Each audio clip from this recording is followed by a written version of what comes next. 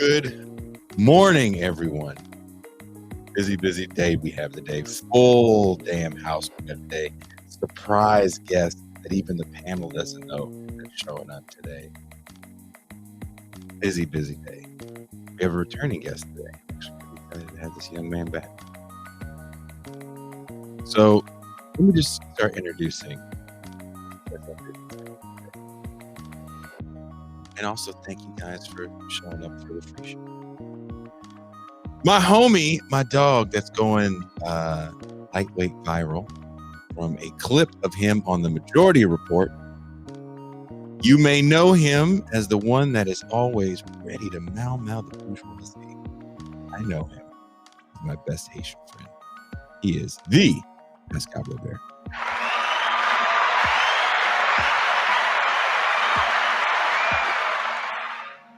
Peace and greetings to the chat. Peace and greetings to the audience. Peace and greetings, Jason Miles. And why is that music still on? Because it's on. Damn, why are you so difficult? Look here, Grandpa. We're being difficult. Enjoy the chill music for the morning. It's not soothing. Well, look, you know what sucks? They pick it. It's hella random. That's the problem. It's not soothing. I would rather play my own, but it's very frustrating. And coming in from the epicenter of the resurgence of COVID, Mean Gene Bajlan. Good morning, Jason. Good morning, Pascal. I hope you are all in wonderful form.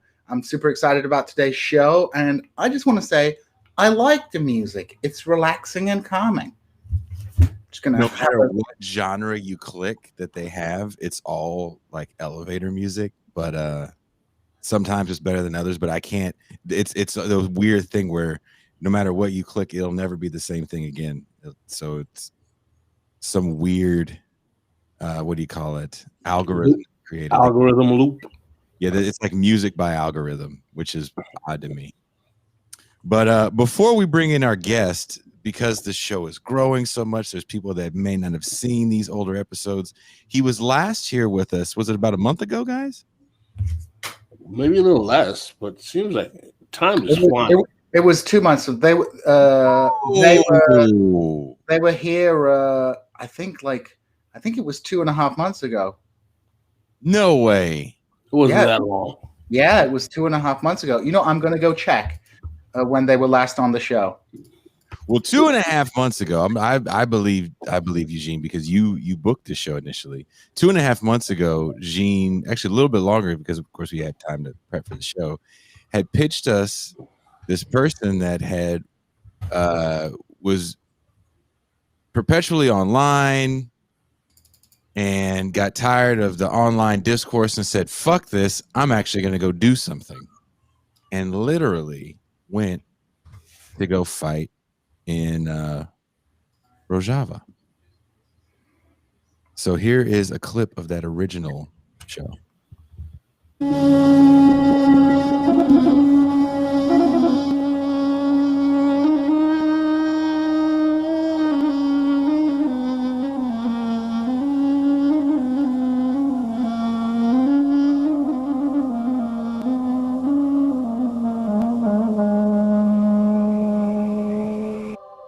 Syrian civil war has been one of the bloodiest civil wars of the decade, leaving hundreds of thousands of dead and millions displaced. The conflict, which originated in a rebellion against Syrian dictator Bashar Assad, has since spiraled into a seemingly endless cycle of violence, drawing in a number of international players in from Turkey, Iran, Israel, Saudi Arabia, Russia, Great Britain, and the United States. The war is often portrayed as being between a ruthless secular dictatorship and an opposition that has, over the years, come to be dominated by the most brutal and hardline Islamist groups, most notably ISIS. However, in Syria's predominantly Kurdish-inhabited northeast, known locally as Rojava, a different political force emerged, the YPG, a libertarian socialist militia that came to prominence in the context of the fight against ISIS. Although heavily criticized by elements of the Western left for its military alliance with the United States, the organization also attracted support from many anarchists and socialists who went to fight alongside the Kurds. This week on This Is Revolution, we speak to one such individual, Stefan Bertram Lee, about what inspired them to join the Kurds and what they found when they arrived in Rojava. This is Revolution.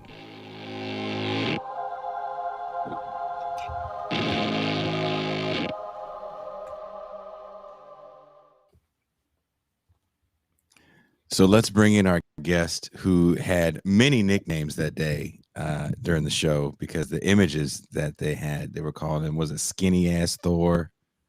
What was another name they had for him? Oh, hold on. I muted Eugene. Talk now. Sorry, it was June the 12th when he came on, when they came on. June the 12th. So that's like... Let's bring in Skinny Ass Thor. Coming all the way live from a bunker somewhere in the UK.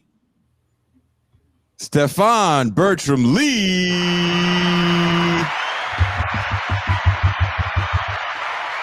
Yeah, I mean, after Jason's gloss about, going offline and going out in the world to actually try and do something, I tried that, then I was like, oh, that's a bit too much, and I've decided to become an academic instead. Say something about that. It's the synthesis. You've got like the dialectic there, Yeah. Online like all the time. A very cut price, like Scholar Warrior. Exactly. Scholar Warrior. I like that one. The gold watch. Scholar Warrior. We're gonna have to call him we're gonna have to call them Sheikh Stefan. Scholar Warrior. Scholar Mujahideen Warrior. Yeah, Scholar Mujahideen Warrior. So when he's a professor, he'll have a fucking big ass Rambo knife for no reason, just to have it so people can know, like, this is what I do, Scholar Warrior. Word. Giant pen, like the guy in like Castillo. Castillo. Yeah. He's gonna Stefan's gonna like beat people down with his that giant pen. Constantly talking about his days on the battlefield. Oh man, some days were hotter than other days on the battlefield. Of the pen. Of education. Did they when you were at school, Stefan, did they have the Pen 15 club? Oh, we had Pen Island. Oh, you had Pen Island. We had Pen 15 it was basically where you would go up to someone and say, "Hey, do you want to be in the Pen 15 club?" And they go, "Yeah, I want to be in the Pen 15." And you write Pen 15 on them, which looks like penis. Yeah. But we did the you've dropped your gay card. Oh, you've dropped your gay card.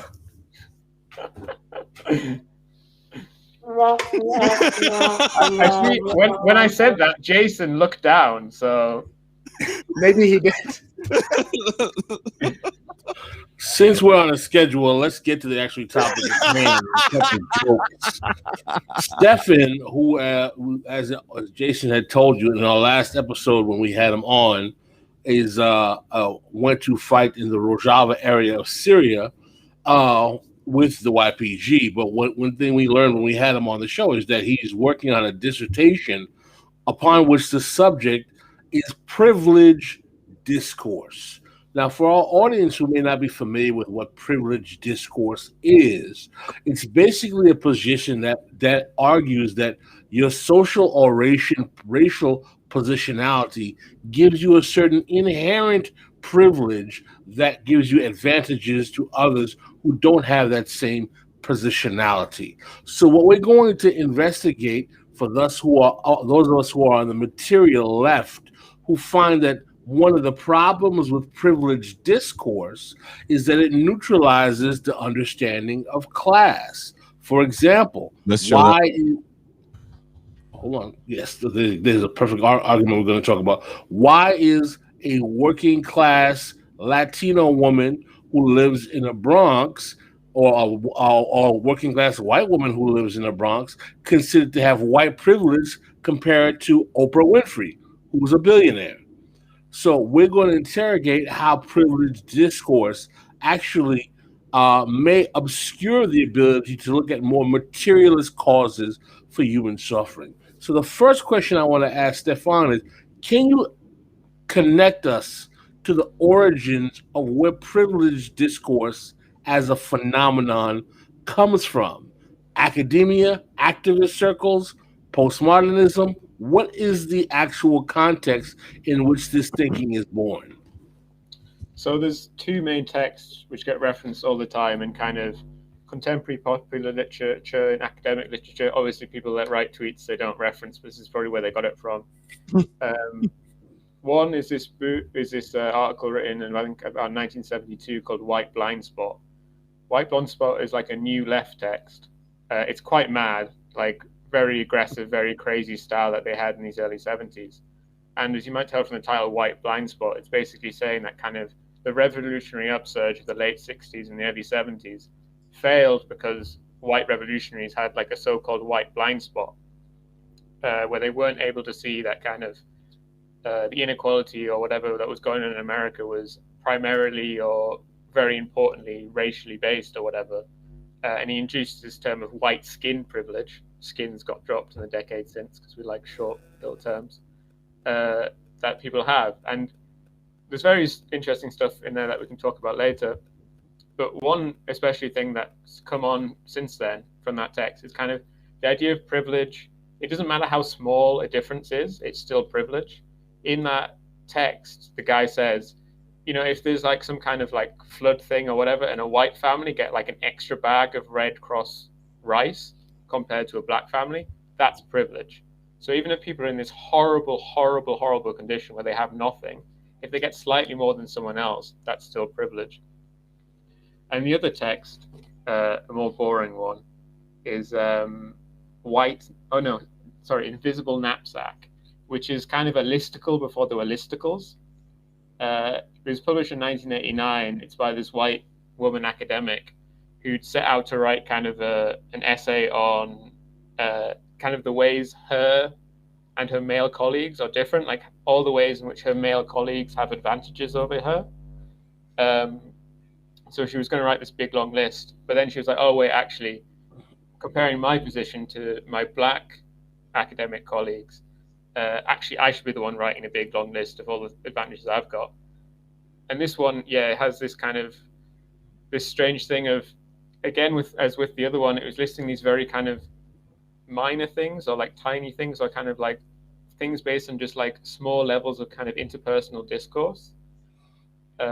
Not anything grand, nothing important, because obviously in the end all these people are academics, are all quite well off, especially kind of back then, before like the proletarianization of academics that's happened in the past 30 years. These are all people that are well off, but talking about kind of these small differences that they have between her, and then kind of saying that kind of, and it's very this obvious thing of kind of like academic life generalized to everyone else, as if by writing this list about the differences between her and other academics, she could fully understand the conditions of kind of the racial structure of the United States. So what's fascinating here is that this discourse does not start in movement circles. It does not start by activists, left or right. It doesn't start in the civil rights movement. It doesn't even start with black or brown people. It starts with white elite academics who are reacting to what they feel are the failings of the new left in the 1960s. So this discourse isn't even initiated by quote unquote people of color or black or brown people who are trying to challenge race, class, and capitalism, or concepts that some people would call quote unquote white supremacy. I'm not particularly a fan of using that term because I don't believe there's anything supreme about white people, but we can get into that at another time. But is there a correlation between the popularity of this privileged discourse that you say starts with a few academics in the early 70s and the phenomenon which we had a show on recently called postmodernism? To contextualize, and Gene, I'd like you to interject if I get my description of postmodernism wrong here. Postmodernism is basically an ideological posture that comes into academia in the 80s that posits the belief that It is not structures like capitalism and the state or social institutions that govern the ways in which people live or are oppressed, but it is your individual personality and personal situation as a person that dictates how exactly you interact with phenomenon around you. Gene, do you think that's a fair way of step, or do you want to intersect with a more clear analysis? I mean, in terms of postmodernism, I think the term is actually very difficult to nail down. I certainly think that there is one aspect of postmodernist discourse is, as you say, Pascal, a move away from structure to the analysis of culture and discourse, and also almost a kind of pessimism about,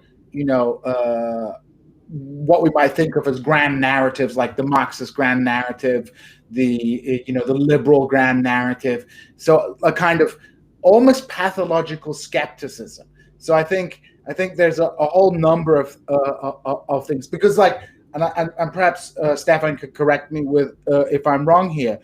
With a lot of the privilege discourse, there's a lot of talk about reflecting on the privilege, but there never ever seems to be a solution. So it kind of fits into a postmodern malaise and confusion that exists. Whereas as a Marxist you would say, let's annihilate the material structures that maintain racial difference in the United States. The kind of privilege discourse sort of takes us away from concrete material actions to endless navel gazing and going to it's almost like prayer. I was discussing this with somebody I know here. I was like, on one hand you go to a diversity training to get absolution for your inherent racism that you can do nothing about, and Ibrahim Kendi, the high priest of wokeness, will give you an indulgence for $50. That's just the reaction. You'll go to Ibrahim Kendi, you'll pay him some money, and you'll get 15 minutes of reprieve from white guilt.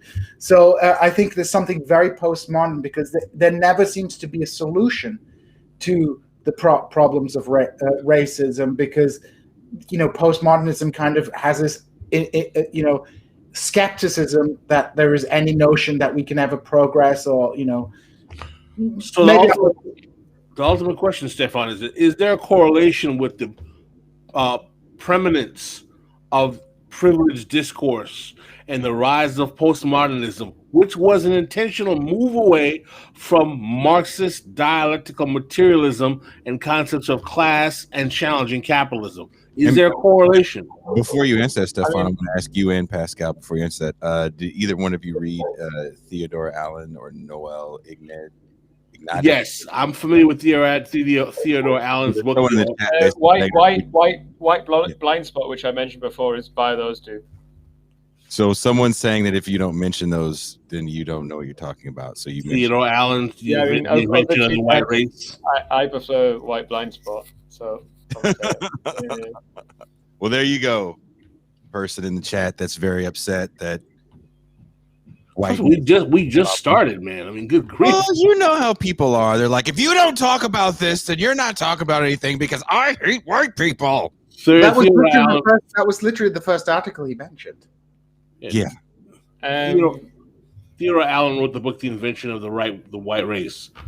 Well, speaking of while they weren't academics at the time, they did go on to become academics. So again, but Stefan, if you can address the issue of the postmodernism thing, I think I'm like Jen. I'm not sure exactly what's going on with kind of postmodernism. It's really a thing, but certainly privilege is come about because of a collapse of kind of the materialist left. Not necessarily because there's some kind of conspiratorial postmodernist movement which wants everything to be relative, but because we've lost our way. Basically, we're kind of lost in the world. We don't have any grand narratives. We don't have any grand solutions. We don't have, these plans. We don't have anything like the Soviet Union to look at, even if, maybe we think the Soviet Union was always bad or whatever. But even there's nothing, I guess some people are freaks for China, but who cares? So yeah, we're kind of just lost in this thing. And as Jen was saying, in this kind of world, these ideas of kind of things which focus back onto the self, to talk about the person, to talk about what's going on there, to think about yourself internally and think about yourself as an individual and your like position in social hierarchy, as opposed to kind of thinking about the social hierarchy itself, become popular. So we can kind of try and force it all into this postmodernism thing, but I think actually that kind of gives it too much credit, because it kind of thinks of all these kind of movements that we have going on as kind of one coherent thing that we could like aim kind of like Marxism back towards. But the actual fact is that these people all kind of disagree with each other. Like what I found out with doing all this privilege research is there's lots of people that we would call woke that don't want to talk about privilege. They want to talk about other stuff. Like Pascal was talking about white supremacy. I read like an essay by like an academic article by a very woke person or whatever, who rejects talking about privilege, not because they're kind of a Marxist or whatever, but because they think compared to white supremacy, like white privilege is just pussying around, you know? Interesting. So one of the questions I wanted to ask you also is that is it correct that one of the arguments of the privileged discourse advocates is that this privilege is permanent, endemic, cannot be changed? And if that is the case, then what exactly is the motivation to even fight for justice? Which is one of the problems I have with people who say things like, you know, racism is endemic, it'll never end, it won't stop. Then why don't you just put shackles on your neck and go work in a plantation because you don't think it can be fought? Yeah. Yeah, I mean, I think it's like, sorry, I've just mind blanked. Yeah, it was Jen was saying, I think it's not less like in the text that you find like kind of an explicit rejection of solutions.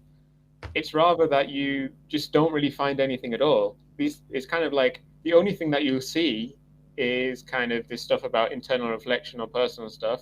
But I don't think the people that write this stuff are kind of saying like this is the 100% way out. I think they just don't really, there's not really a big prominent idea. There's like kind of a uniting theme of what privilege is, and these people can all agree on that.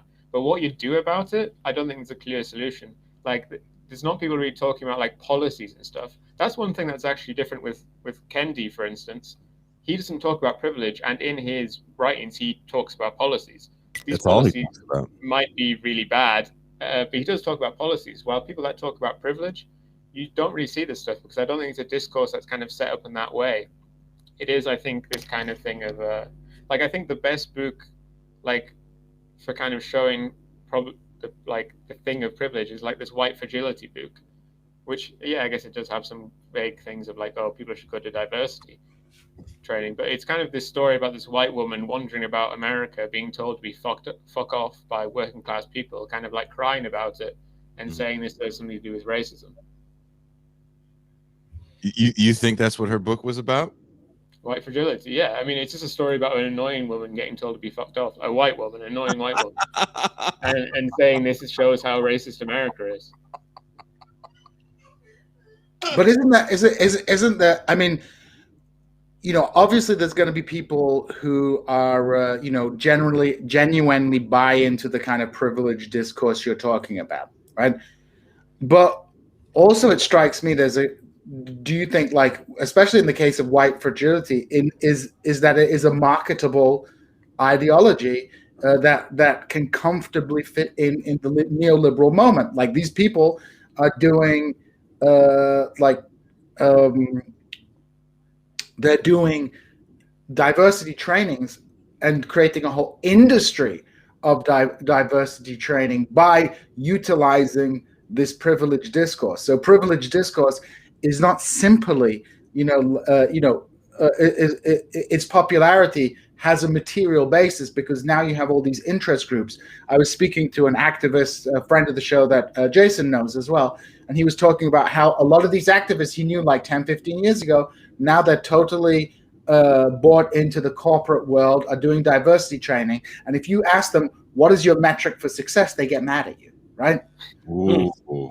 Because honestly, what is the metric for success? I'm sure everyone in the chat and everybody here on the show has had a diversity training at their job or school.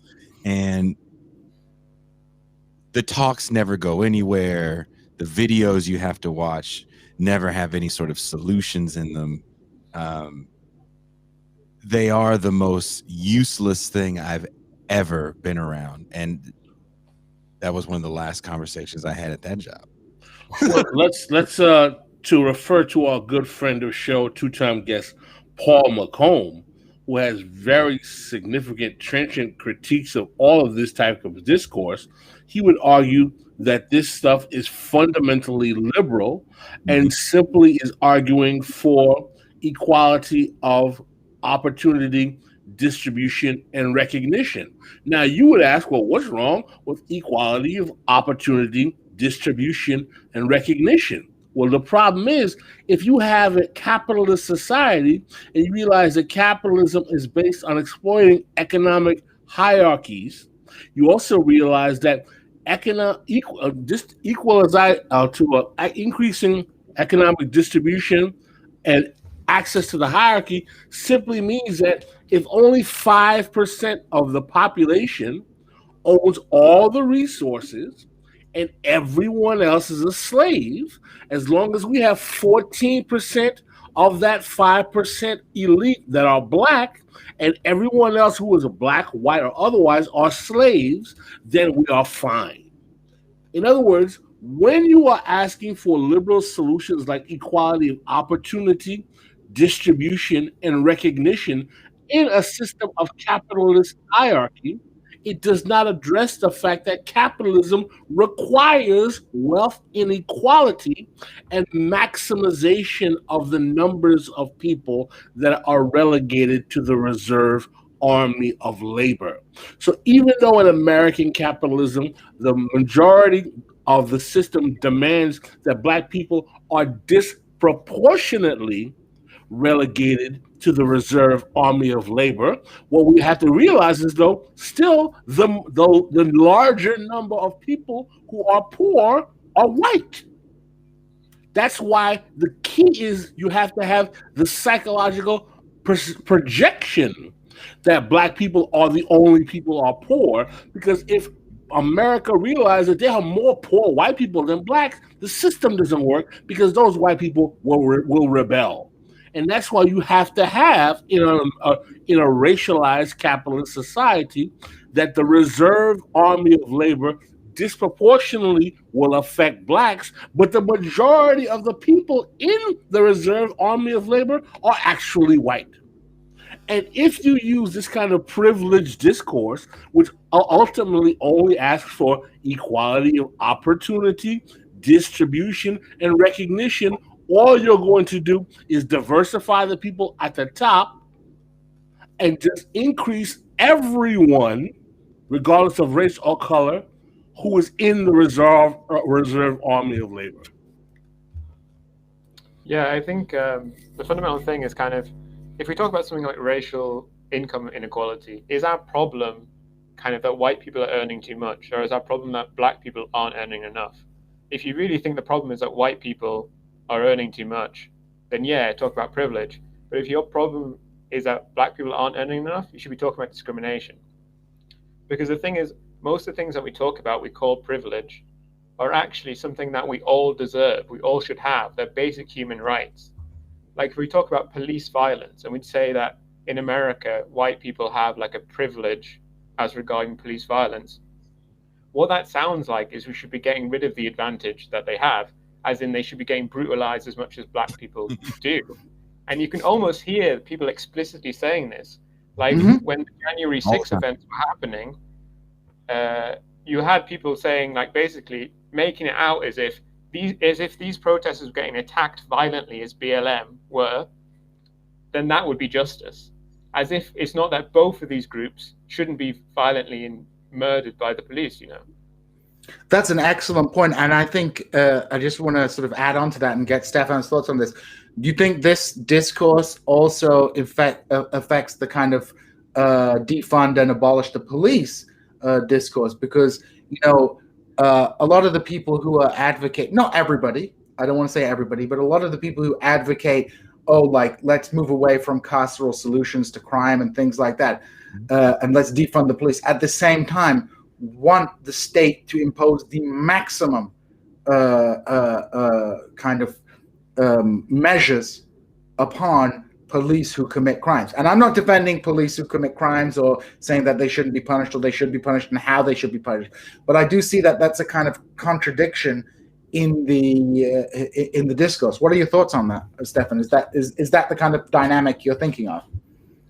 I don't know exactly if it's that related to privilege, but it does feel like there's a lot of discourse in the United States where basically all sides want to kind of capture the state in order to do like violence to people they think is bad. Mm-hmm. And that's kind of it, because of kind of the collapse. Like the US never even had social democracy. So in the collapse of kind of like what was at some point like a vaguely working social liberal state, the last thing you have left is kind of these things that can do violence. You've got the intelligence agencies, you've got the police, you've got the military. And all people can really, the limit of kind of normal political imagination is, how can I capture the state to do violence against the bad people, So yeah, like you'll hear from very like similar liberals kind of like defund the police, but we need to set up like a special intelligence service to like focus on domestic terrorism. So it's almost like, defund the police, fund the CIA. It's funny that when Derek Chauvin recently got sentenced, the first thing that you saw among leftist discourse was like, oh, he didn't get enough time. Yeah, and like it's obviously like I think Derek Chauvin should be in prison forever, but I don't think we should abolish prisons. Like, I want to address something that someone's talking about, and I agree with you. Talking about privilege, when reality is you're talking about things that everyone should have, actually mitigates talking about discrimination, because all you're saying is that these white people have these things that they always have. But if you believe that it's a permanent reality of being white, then you shouldn't even believe in discrimination because you think physics makes it that way. Yeah, I mean, I ran the numbers, and kind of popular literature, which talks about privilege a lot, doesn't talk about discrimination a lot, like the literal word. And the same goes the other way. So really, it does seem like these are kind of like opposing words. That if you talk about one, you don't talk about the other. And this affects how your discourse works. I want to address something someone said in the chat mentioning about racism and the obsession with talking about racism as opposed to capitalism or economic exploitation. And I've used this metaphor before. If in America we could snap our fingers and racism would disappear, meaning that no white people actually discriminate, no one of any color or ethnic group discriminated based on the color of your skin. That alone. No one discriminated based on your color of your skin. Would that stop black people from being disproportionately poor?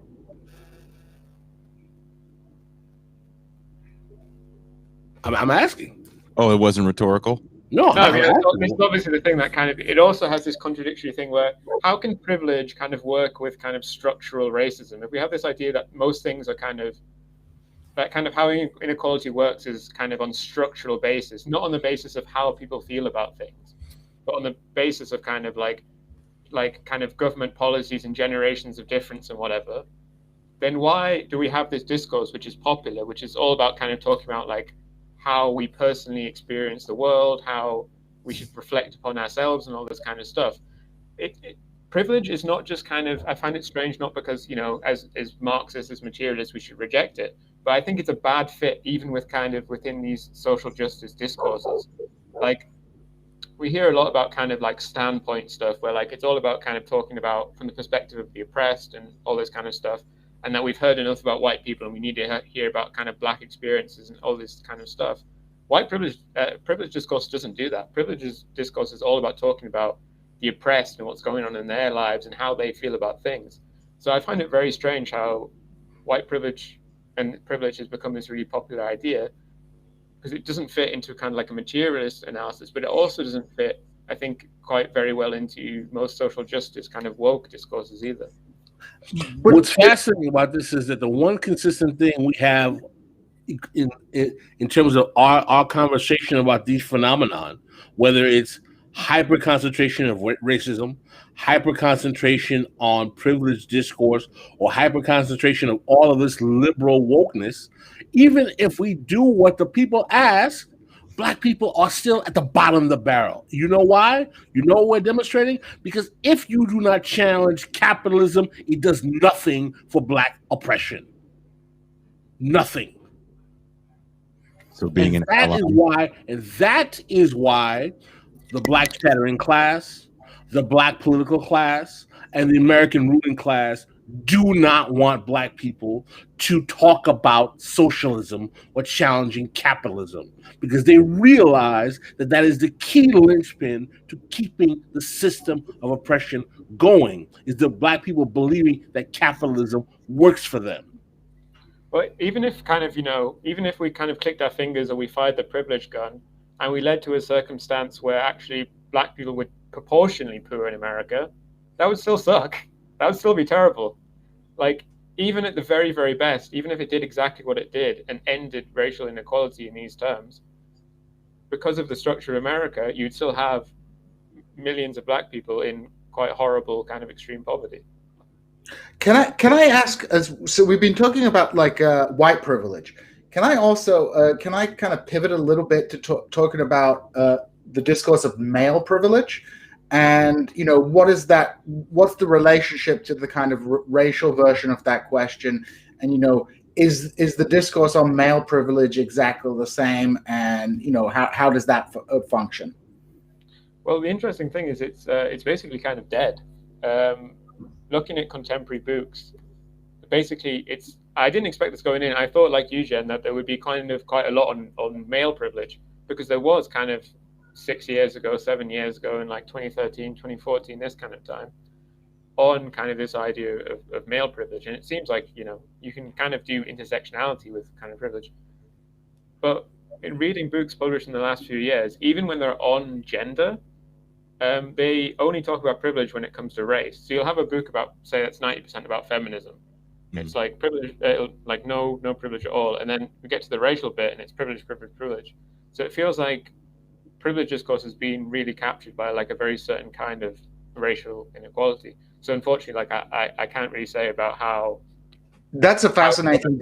That's a fascinating development in and of itself. And kind of a second question I wanted to ask is, you know, Pascal opened up with the question about postmodernism, and I think, you know, the relationship of this privileged discourse to postmodernism. And I kind of hinted at it, and I wanted to kind of like nail you down on this and see what your thoughts were. In what sense is privilege less the ideology or a variety of ideology of postmodernism, but rather a corollary to the idea of neoliberalism and the it's an ideological construct that works very well in the neoliberal political order. And of course, within neoliberal political order, you have kind of racist republicanism, but then you have a counterpoint to that, which is this discourse of privilege and this sort of getting people of color to buy into the capitalist order through making the promise that privilege can be dealt with in some way that allows an element of the Black population to benefit from neoliberalism. Can I make a quick interjection, if you don't mind? Well, Gene talking about, this is very important, Gene, and thank you for bringing this up. The value of privileged discourse, woke discourse, and all of the contemporary discourse to neoliberalism. Let's try to define neoliberalism for the audience. And if you disagree with my definition, either one of you, I'm welcome to correction. Neoliberalism for me is basically a fancy word for privatization. Basically, you take away state services, state functionality, and government services, and you render them to private corporations, marketize those functions while you still pay taxes, and the private sector controls those functions. And because the private sector controls those functions and it's not the state, they have no fiduciary responsibility in connection to the body politic. And because it's a private sector as opposed to the state, they can use whatever kind of austerity tactics, whether it's cutting services or cutting the quality of services that work within the paradigm of capitalist budgeting to harm the people who need those services. Why does all of this kind of privileged discourse, wokeness studies work for neoliberalism? Since we realize that the state, as not only a distributor of resources, but also an employer, has to be more egalitarian. Why? Because the state, after the civil rights movement and the inclusion of the civil rights movement, has a legal, constitutional, and state requirement of accessing equal opportunity and equalizing the distribution of goods and services more adeptly than the private sector. So if neoliberalism is about pushing the privatization of everything, when you use this kind of woke discourse that doesn't tell you that the need to equalize distribution of resources through the state is important, and it tells you that it's your personal treatment that's the problem, it will make you feel like there's no problem with neoliberalism because you don't need the state, and you look at the state as the center of your oppression. That's why this quote-unquote reparations discourse is neoliberal. Why? Because it says the U.S. federal government did this to us. You don't think the private sector worked in tandem with the federal government to do this to you? What was more damaging? The state jobs that you couldn't work at anyway, or the private companies that stopped you from eating at diners, going to hotels, or working in private jobs? I like this. Like reparations from Walmart. Reparations from what? I mean, yeah, I think I agree with Pascal that the material base of neoliberalism is, this like elevation of the private sector, privatization of state goods and services, and I think there are cultural manifestations to this, right? There is a neoliberal culture. There are different varieties of neoliberal culture, and I guess, I don't know what you would think. Kind of this is just coming to my head, and I want to get Stefan's take on this. Privileged discourse is almost like the privatization of like the question of the question of discrimination. Whereas in discrimination, in the concept of discrimination, and having structural changes to improve the conditions of people enacted through state policy, we just like privatize everything, and it becomes like this. It just seems to chime so well, and then people can make money from it, right? Like anti-racism can become a business. Like if you could turn healthcare and the provision of healthcare into a private business, why can't you why can't you do the same thing for like race relations? Privatize it. Yeah, my understanding is that kind of liberalism kind of won, right? Liberalism won completely. So there was this struggle throughout the 19th century into quite late into the 20th century, especially in the United States with Jim Crow and stuff, of abolishing these kind of formalistic inequalities between like kind of the liberal citizens. We had all these kind of laws which made equal differences between everyone. I got this statement that Janice Graham said is very important. There's a reason why reparations discourse rose significantly in the Trump era, and it has nothing to do with increased Black participation economically. That's very important. Reparations discourse rises at the peak of the most reactionary right-wing discourse in American society. Why is that? I'm sorry for cutting you guys off. I just had to get that in. So basically, liberalism won, liberalism succeeded. Okay, there's maybe like one little law which makes people formalistically unequal. Like, can women serve in combat positions in the United States military yet? Maybe like that's like the last law.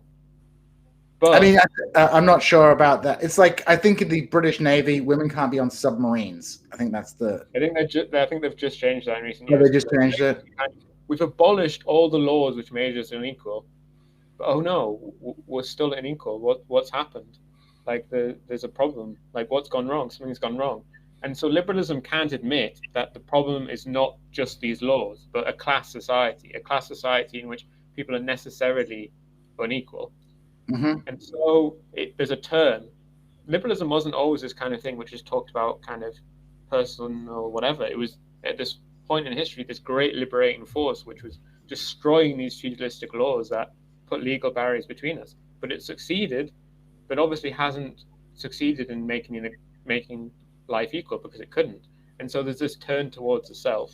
And this is, I think, this is kind of, you can see this in some kind of like postmodern literature, like in later Foucault, there's this turn towards the self, where it's kind of like, okay, the laws, we've got rid of the laws. The problem isn't class society. It can't be class society. So it must be people's attitudes. It must be something inbuilt into them, a problem with them where they're racist, they're sexist, they're classist, whatever. It's their personal attitudes within them. And then we need to kind of engage in this kind of therapeutic discourse where we heal their insides and fix them up and make them perfect. And obviously, as Jen said, like you can have an industry of doing this. And then once we've fixed everyone up inside, then we can, then things will be equal. But obviously, this is kind of like, and this is why there isn't an obvious end to privilege, where there isn't like a clear kind of like, we're making progress on privilege or whatever, because this is a solution which doesn't work. The reason why we have inequality in our society now is because we live in a class society, and there'll always be inequality in a class society. That's the nature of a class society. But kind of liberalism doesn't want to admit this, so it has this turn to the self, and then privilege discourse goes on and on and on and on, decade after decade, saying the same stuff, because it's just shooting at a target which doesn't exist, or it's shooting a gun which isn't firing, you know? Or they have a material interest. Like, if Robin DiAngelo solved racism, what would she do? Where would she go? You know, what would she write about? You know, if you solve these kind of issues, you know, it's you know, I'm not saying that these people are like, you know, I don't want to solve this issue like in a very self-conscious way, but if you solve an issue, suddenly the need for the whole apparatus propagating the ideology doesn't exist anymore. Super Chat says humanity is rising. I hope it's because of this conversation. Well, you know, Stefan always brings. This is great. This is very important, Stefan. I really I appreciate you sparking this conversation. It's very timely. It's very important. I'm glad Gene is here as well to put in his intellectual expertise and thoughts on this, because these ideas, and both of you being academics understand, these things come out of academia at a very strategic moment in time. After, number one, we have a major economic crash in 2008. Then you have large segments of American society thinking about returning to materialist, Marxist, anti-capitalist politics. You have the rise of a black president talking about we're in a post-racial America and being the embodiment of racial neoliberalism. I can be president, so everything's okay. As long as we have black people in the ruling class, everything is fine. And then after that project largely fails for most working class people, but particularly black people, we have this rise of this discourse, having everyone to talk about how I feel, how I look, what I feel, how you make me feel, with the privilege I don't have, the wokeness. And in that same era of reactionary Trumpism, people are now saying we need reparations in the face of the failure of the neoliberal black president project. It's almost Kafkaesque, if you think about it. Yeah. What are your thoughts, Stefan? On Obama. The whole conundrum. Do you think how self-conscious is this? You know, is this turn? You know, like I think it's well known to viewers of the show that Pascal often thinks these ideological turns are more self-consciously implemented by actors within the, you know, state and civil society, whereas I tend towards seeing these kind of shifts as being spontaneous results of sort of structural changes and failures. And probably the truth is somewhere between both those two things. Yeah, I mean, I'm definitely a person who's too much. I recognize myself that like I never see anything as intentional. Like I think people have plans and people plan to do things, but no one's plan that ever succeeds, and nothing ever happens as anyone intends it. That's my way of seeing things, which I think I'm too far into, and so I don't see privilege is kind of something that's like a deliberate ploy. Though obviously we can't discount this possibility. Obviously there are CIA agents and other agents who are engaged. I mean, you saw this thing about there being like 40,000 secret police in America who are doing something. Like they did a controlled release that they are doing this to kind of make us crazy or whatever. Obviously this kind of stuff is going on. But, you know, I think whenever I'm reading this stuff, I'm always treating these people as genuine. And I think that helps you in sense of like, it lets you kind of understand what like kind of the hegemonic discourse is. There isn't kind of these people that are like, they're all kind of lying to each other, but you know, there's no kind of like central nexus. There's not kind of someone who's like forced this upon everyone. People are just kind of collectively confused or deluded or wrong or whatever, you know. Super chat from Yokohama, 1914. When your only tool is a hammer, all your problems look like nails. That's true. Everything's racist, so we need more anti-racism seminars. Do you think this is a result of petty bourgeoisie anxiety? Yes. Yes. Particularly, Jason. Jason, I'd like you to jump here. Yeah. What's one of the things that I always say, that the current racial discourse in America is a crisis of Black elite neuroses. Well, you told me, and I won't mention the name, but I remember you telling me, Pascal, a very famous Black academic. You had spoken to someone, and you firmly believed that guy was like literally terrified of white people, even though he was sitting in his very nice, endowed chair at a university in a very comfortable life like that. He was like scared of white people. Let me tell you why. And Jason, I'd like you to jump in if you have, if you agree or you disagree. Now I got to get in your Tupac. No, but check it out though. If we understand, right, the trajectory of the history, how racial democracy, which means race first pleas from the state to alleviate the harms of racism, that came about in the 60s. And again, this is important. Why did it come about in the 60s? Because the class programs that Black people were fighting for in the 30s and the 40s got neutralized by the McCarthy era. Very important. Bayard Rustin, A. Philip Randolph, even Ella Baker. These people were socialists and communists in the 30s and 40s. So it wasn't like Black people always were like race first, race first. That's not true. In the 30s and 40s, they were demanding class-based programs for working class, poor and poor Blacks. So because the McCarthyism in the 50s and 60s, they go to racial democracy. Race first, race first. Get rid of racism, get rid of racism. What happens in the 70s? The Black middle class expands, and so does the Black poor and working class, who gets what? Mass incarceration, heroin epidemics, deindustrialization, no jobs, and they proliferate, and they become called the underclass. So they get out of the sharecropper. We get the rise of the internal colony. Yes. Theory. I don't know if you're studying that as well, Stefan, the internal colony theory. Yes. So what happens?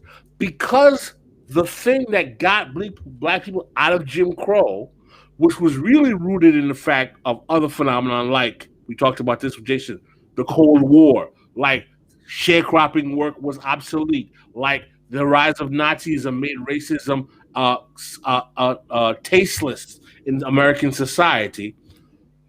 Now we have this entry into a post-Jim Crow society. Since people believe that it was the racial democracy, race first, that got them there, they are now stuck in believing the race first will help them, when the race first thinking is only furthering neoliberalism.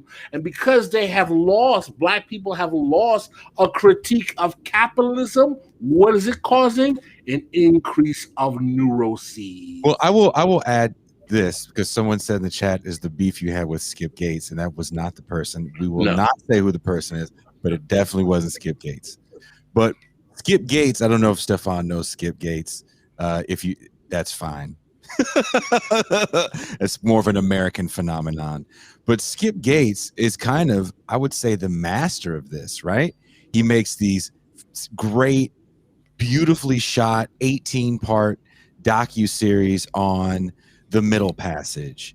and Reconstruction and being black between 1925 to 1972 and all the troubles, you know, on these fallen black souls. But he never, ever, ever, ever brings up the Communist Party and the Civil Rights Movement. He never brings up capitalism whatsoever. It's just a tale of racism and how we've overcome racism. It's almost a bootstrapping tale, if you will. And that becomes the main narrative, right? I was in a store the other day and I was looking at the magazine section, and it was just filled with kind of like Skip Gates-esque, yes, we've made it covers of these magazines. Oh, hold on. I'm going to, sorry, Gene threw me off. Sorry, buddy. Headlines, magazines. Being the recipient of that shit that I do to you guys all the time. You want to bring up the headline? Yeah, well, no, I just wanted to ask, you know, I didn't want to cut you off there, Jason. I just wanted to ask, so we had Priya Gopal, I'm sure you've come across her. We had her on a couple of weeks ago. Yeah, you know, I heard you were talking about Britain and Brexit. we were talking about Britain and Brexit. It was an interesting conversation, but one thing she said, which I agree with, and I think needs to be emphasized, is that a lot of this culture war bullshit in the United States is being like, it's not just spreading naturally to the UK. It is like American money is bringing this like whole like same discourse. But also on this flip side, we're seeing a lot of this privileged discourse back in the UK, bruv. We got like white privilege up in North London, innit, mate? So we're seeing Pascal actually does probably one of the best British accents that they did. I heard it earlier. It was certainly something. It was an amazing British accent. But I wanted to talk about like how this is being used in the UK, and you had some like examples of like how kind of weird this discourse gets at time through some of the headlines that we're seeing in newspapers. So I was wondering if Jason could put those up, and perhaps we could talk about those a little bit. In it, the Meghan Markle headline, right? Yeah. Well, the thing is, if you look at these headlines, this one and the other one that we're not showing, they're both in American papers. So this isn't part of kind of a British discourse, but this is kind of an American kind of, I don't know, I don't think the authors are British either. One's from the Washington Post, one's from the New York Times. And yeah, obviously there's something very strange going on here, right? If we look at this, we say like, Prince Harry finally takes on his white privilege his own. And the other one says, Prince Philip, symbol of white male privilege. And you're like, surely they aren't. Like, if you're trying to, like, if we're saying, okay, there's white male privilege, presumably kind of the best example of that would be kind of like an average white guy, right? Instead, they're saying like, oh, these princes, what determines how they are and how the privileged position that they're in is because they're white or they're male. And you're like, that's not right. That's just kind of prima facie nonsense. They're in the position they are because they're princes, they're royalty. But the interesting stuff about kind of the exploitation of the culture war is obviously we had this British culture war over Brexit, but kind of the most recent attempts of kind of the Tory party to bring in kind of a culture war into the UK aren't really working. So they've tried with this. They've been trying to talk about white privilege, like kind of. But if you look kind of like in like records of kind of Parliament or whatever, it's not Labour MPs which are talking about white privilege or whatever. It's just Conservatives, and they're reacting to kind of like a few charities or kind of like NGOs and these kind of people, which do very quickly get this discourse from America. But it's mostly kind of like a reaction, as if the Tories are trying to like fight the other side of the American culture war, and they're just looking like complete idiots as they do so. With the European Football Championship, obviously half kind of the English football players in the national team are black, and they're almost all working class, and so they have like a lot of experience with racism, and they care about it a lot, kind of in football and elsewhere, and they've done a lot to do with it. Especially Marcus Rashford has been this very influential force in kind of social change in Britain, even though at the same time he's a professional football player. And Tory MPs were like attacking the English football team, which is one of our most popular national institutions, before the European Football Championship, on the assumption that we'd get knocked out in the early rounds and they could blame it on BLM Marxism and white privilege, like, and all this kind of stuff. And they took a massive fucking L because we got to the final and everyone loves the football team. So yeah, the Tories are kind of trying to export or import like a cut price version of the American culture war. The thing is, eventually you think it's going to succeed. Well, I think one point you see it in the NGOs. One thing I would definitely say, and I think is extremely important to emphasize, is you point out, like you were pointing out that, you know, the notion that white privilege is like the reason Prince Harry is like in the position he is like, it's an obfuscation, and it's like such a clear obfuscation of class. When Jared Diamond starts talking about like reparations and white privilege, you have all these elite sort of members of like corporate America talking about their white privilege. They are obfuscating the fact that their privilege is not white privilege. Their privilege is being a member of the bourgeoisie and the haute bourgeoisie with a huge control power and influence over the economic and social structure of society. They influence the lives of millions of people because they control capital, not because of the color of their skin. So I think, I think really interesting, in some cases, some people are obviously adopting this discourse in in good faith, but for other people it serves it operates as a mask to hide the genuine source of certain elements of society's privilege. I mean, it doesn't have to be kind of like a deliberate ploy. It just people go down the path of like least resistance, right? Yeah, sure. And kind of, there's this easy discourse which for them doesn't require them to give away all their wealth. If you they don't have to give up their money. Like, saying, oh yeah, I should have 100% tax on myself, and I'll go to a diversity training. A bourgeois guy is always going to pick the diversity training, right? Even if it makes him feel a bit silly. It's better than giving away all his money to like a Marxist, right? That's true. That is very true. Okay. So the question becomes, what is the solution to all this? How exactly do we penetrate this ideological superstructure upon which we're stuck in a very, very narrow understanding of the social conditions that are displacing large numbers of working people, particularly Black and brown people, when the political discourse of the moment is forcing them into solutions that are not solutions, but obfuscations? Yeah, I mean, I guess it's this thing of kind of like, what can we really do?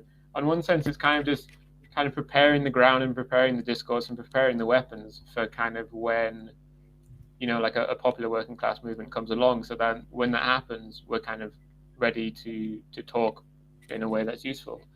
Because obviously, I don't know, maybe this is kind of academic nihilism, but, I'm just going to try and write a book and then publish it and then a few people will read it. I'm not trying to myself like change the world. And I think that's definitely one thing which happens with academics, is that kind of you get the delusion that the thing that you're doing is the most important thing. That's not what I think. I don't think clarifying, like arguing about whether we should talk about privilege or not talk about privilege is the most important thing we can do. I'm not talking about this as opposed to like industrial relations, because I think it's more important than industrial relations. It's just what I'm good at. It's what I'm studying. I'm not very good at math. So that's why I'm not a political economist, So I think that's something we should always bear in mind. But yeah. Gene, what are your thoughts? I mean, I agree. I completely. I mean, I agree. I agree with everything that's. I think Stefan has really laid out a very good case today on what the privilege discourse is, because I think these words, and you mentioned it right at the beginning. People are just like shooting privilege on Twitter all over the place. It infects discourse, and there isn't really a deep interrogation about A, what this means, B, what are the implications of using the term privilege over other terminology, and C, how does how does this sort of how does this fit into a broader, a broader social and historical moment in which we are, right? And I think I think this is an important discussion to have. You know what I would like, Pascal, at some point I would love to facilitate a conversation between Stefan and Dr. Paul McComb, because they have like very interesting critiques on this, because I think on the materialist left, as Pascal describes us, we have to fight a two-front war, right? And what is that two-front war? Well, obviously, the obvious front in the war is against the political right. But the other front of the war is against, whatever you want to call it, neoliberalism, liberalism, radical liberalism. And that war is often a lot more difficult to navigate because, the political right gives us, they oppose things. Mostly they're opposing things that we think are good, they think are bad, right? Whereas when trying to combat the liberal left, the liberal discourse of the Democratic Party, the way that identity politics is mobilized against the left, we're fighting a difficult battle because we have, at least on the surface, to a normie, it looks like we're fighting for similar things, right? You want to end white supremacy, you want to end discrimination. To a normie, isn't that the same thing, right? And at the same time, the kind of radical liberals will constantly attack the materialist left for ignoring race, ignoring gender, for being class reductionist, which is not the case. It's just that the left, whether you're a sort of class struggle social democrat to a revolutionary socialist, you believe it is the economic structures and the racial inequalities that are baked into those economic structures, which are historically constituted, right? That are the cause, and not the personal internal struggle. The reason for, I remember very clearly, Brianna Joy Gray said, if it wasn't for history, she wouldn't care if somebody called her the N-word, right? If it wasn't for the historical connotations, context, and inequalities, people don't get as offended when you say cracker or what's the one that you use, Pascal? Peckerwoods, right? Yes. Peckerwoods. People don't get. Know what that means. Peckerwoods is, I think, what is a peckerwood? Peckerwood is actually a bird. Yeah. Okay. So it's someone I'm from very offended now. I'm not a bird. You're not a peckerwood. It's like gammons in England. We talk about people as being a gammon because they're very pink skinned and they have a shaved head, but they just don't have the same historical weight and structures that made being called an N-word not just it's impolite, but that it could be a prelude to some kind of physical, very literal physical violence, right? We got a super chat here. Thank you, John CM. Does Protestantism, specifically the Gnostic elements, contribute to privileged discourse? There are a lot of historical parallels, at least how I see it. I mean, That's the interesting. the classic thing with privileged discourse is that it's more Catholic, right? 'Cause it's all about guilt. Yeah. Yeah, it is. And absolution as well, in the form of diversity training. Interesting. Do you think it's more Catholic than Protestant? Yeah, I mean, but I guess the thing with Protestantism and Gnosticism is kind of, I guess, the thing of it seeing the world just from yourself. This is kind of meant to be the idea of kind of the rationalist Protestant revolution of just seeing the world kind of from your way of seeing things in your personal experience and kind of your personal relationship with God, or I guess your personal relationship with white privilege or whatever, I guess that parallel could be made. Got another super chat from Chika Okoli. How can the limitations of appealing to material self-interest, i.e. rejection of vaccines, universal program, equal communist to some, be overcome? I don't know. I think I'm a real Marxist productivist. I think kind of appealing to material self-interest can get us all the way. I mean, like you saw it with Obama, right? Like people think that, like there were probably people who were pretty racist who voted for Obama in 2008 because they were like, you know what? Like I'm kind of done with George Bush and these Republicans. This Obama, at the time, looked like he was going to solve the healthcare issue. People were like, I kind of want to get some healthcare, so I don't like this black fellow, but I'm going to vote for him because of my material interest. And that's just one of the things that we have to do. It's like that's why constantly harping on about privilege and like I'm not saying you don't have to challenge racism, but like constantly like doing like going above and beyond to like just like get people's backs up is like often like not probably the most helpful strategy. We should be emphasizing our common interests and not what divide us. And once we built those common bonds, then start challenging those attitudes and feelings through interpersonal relations, right? Like getting people into labor unions, multiracial labor unions, I think would probably do a lot more for dealing with racism amongst the working class than, for example, like forcing everybody in the coal mine to go to a diversity training with Robin DiAngelo.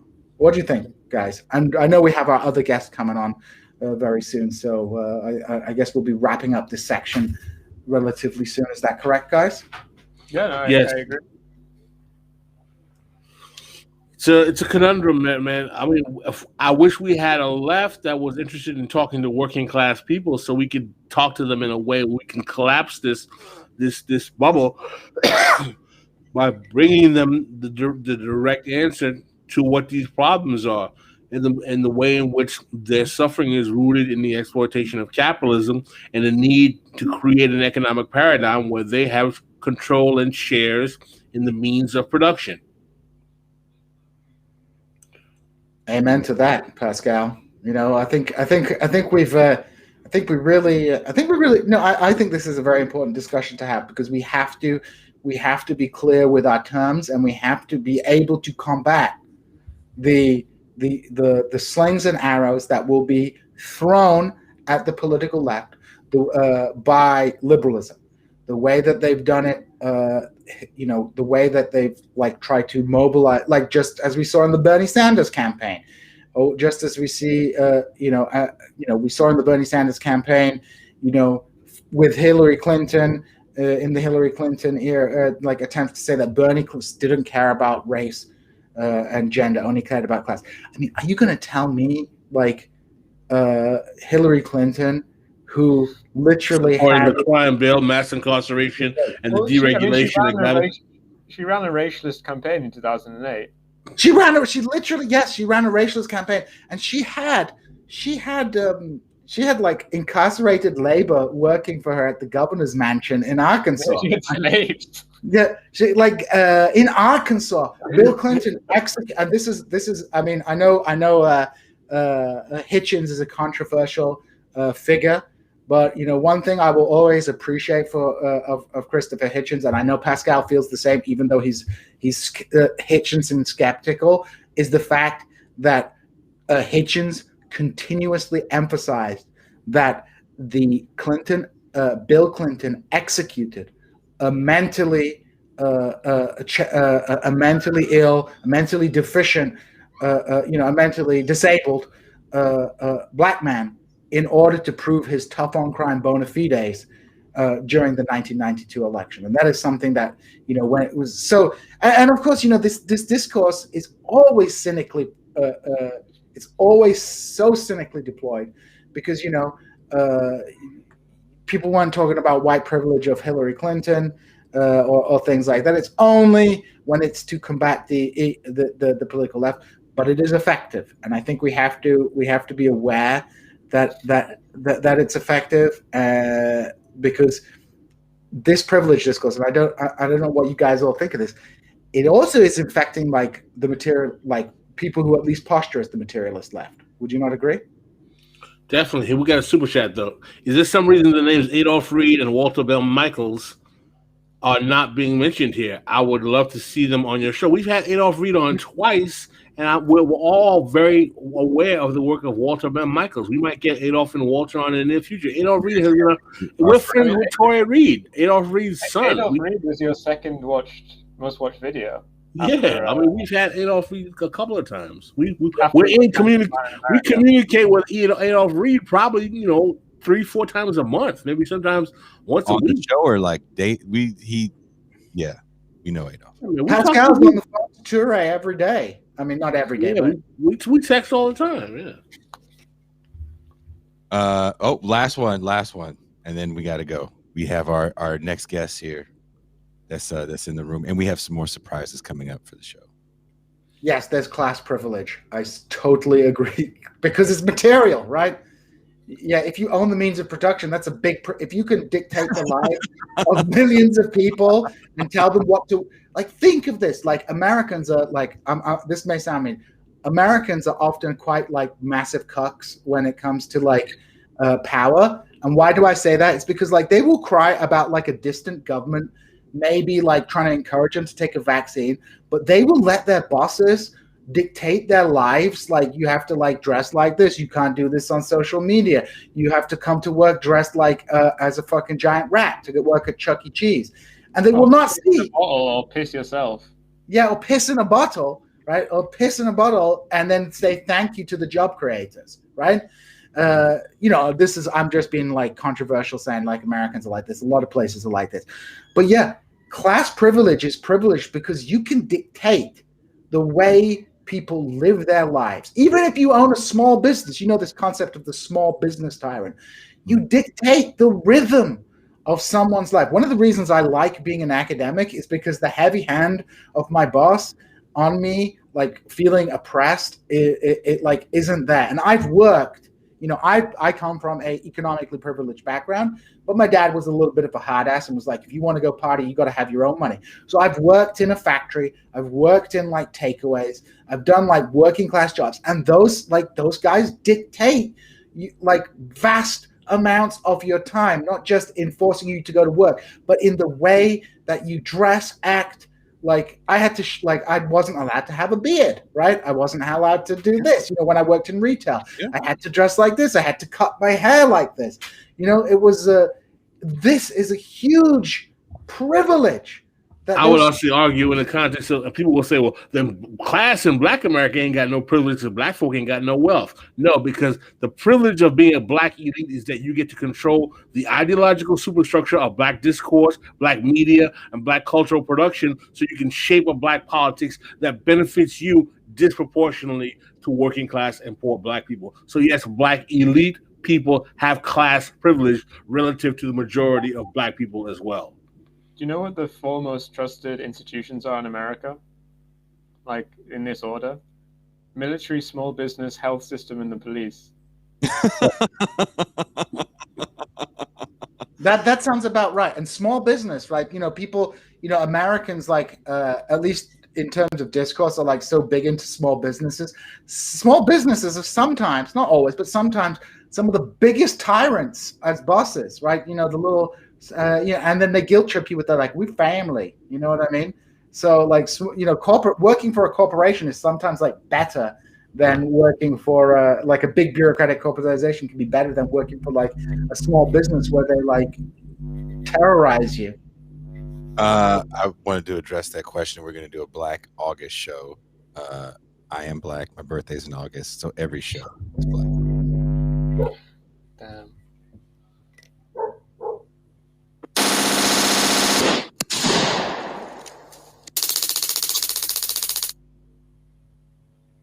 Wax on, wax off. I love the comments, by the way, guys. So let's bring in our next guest, Stefan. Always a pleasure. Thank you very much. Thank you very much, Stefan, comrade. You were excellent. Please, we stay in touch via the Twitter. We're going to follow your progress and your success. And are you going to walk the stage when you get your? Yeah, I filled out my first US tax form, which indicates things are going very well. There you go. That's excellent. When are you coming to the US, Stefan? Are you going to be coming? Eventually, but we're not filming in the US probably, so not. Are you?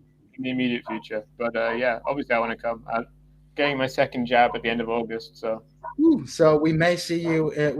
We may see you in real life. It's exciting. Wow. Well, let's bring in. Thank you, Stefan. Have a good rest of your night, brother. Can I just exit? Oh shit! Yes, you can. Nice, bye. No, go ahead. What are you gonna do? No, I'm just leaving. Bye. Oh. Now, Pascal, would you like to hear? I'm going to mute Gene because his dog is very loud. Pascal. Yes, sir. You want to introduce our next guest? Yes, our next guest is a civil rights attorney, Mr. Peter Patakas, who lives in Cleveland, Ohio, who I reached out to me on social media as a lifetime witness to the election of Chantel Brown versus Nina Turner that we just saw in Cleveland, who is going to give us some analysis in terms of what happened in that election and how exactly we got to this conclusion. And I think it's going to open up a lot of questions and understanding as to what exactly is going on. So coming at us live all the way from Cleveland, Ohio, Peter Patakas. Oh, damn. You're muted.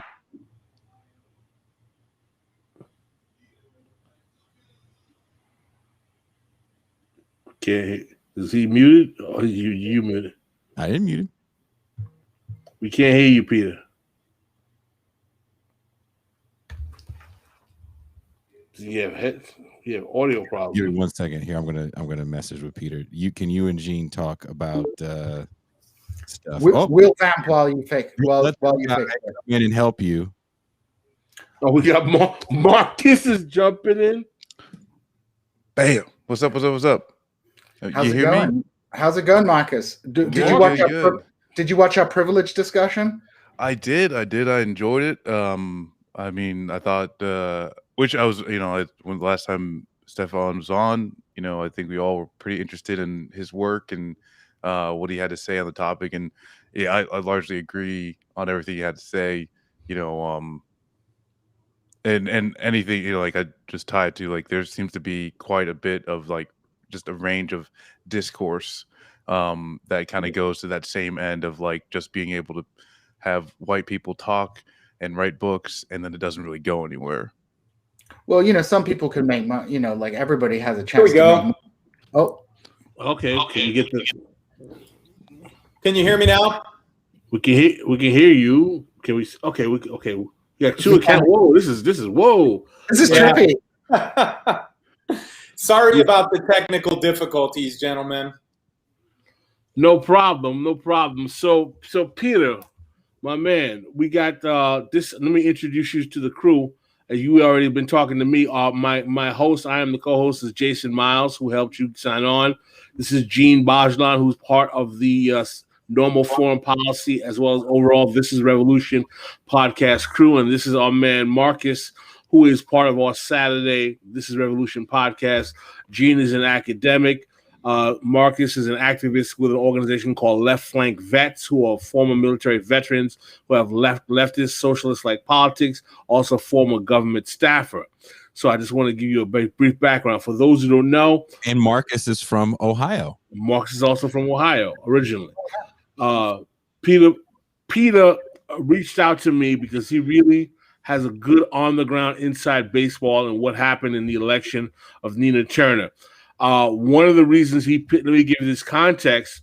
I tweeted out to Dr. Jason Johnson of the Neoliberal apologist on MSNBC that an article he wrote in the Griot trying to analyze why Nina Turner lost the election was off because he was basically blaming her without acknowledging the fact that there were literally over $2 million of Zionist PAC money that was dumped into the end of part of the election that significantly caused a massive increase of turnout in majority white, largely Jewish suburbs of Cleveland, particularly a place called Beechwood.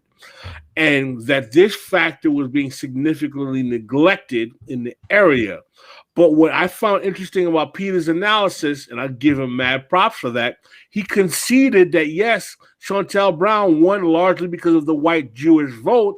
And yes, even though Nina Turner did get the majority of black vote, he believes, and I will give him the platform, that Nina Turner could have won this easily if she didn't take for granted that she was going to not face this kind of rabid opposition from the neoliberal Democrats, because she didn't churn out the black vote as much as she could have, and she still would have gotten it. And Peter, you want to take it from here and let me know? And also, by the way, Peter has filed lawsuits against Chantel Brown, knows her well, and has been in mediation with her. So he's on the ground. Peter, break it down. Thank you, Pascal. I just want to say it's an honor to be here. I've admired your work for a long time now. Thanks for having me on. Just to correct the record, we never had a pending lawsuit against Ms. Brown. It ended up settling out of court, and it was with respect to party machinery. I'm obliged to keep the details of the settlement confidential, but needless to say, I know this party well and the way that the local party here works in Cuyahoga County. There are a couple of stories I can tell you that lay the backdrop to what's happened here. But I do want to get right to what you were saying about Nina Turner's loss. You're absolutely correct that she should have seen this coming.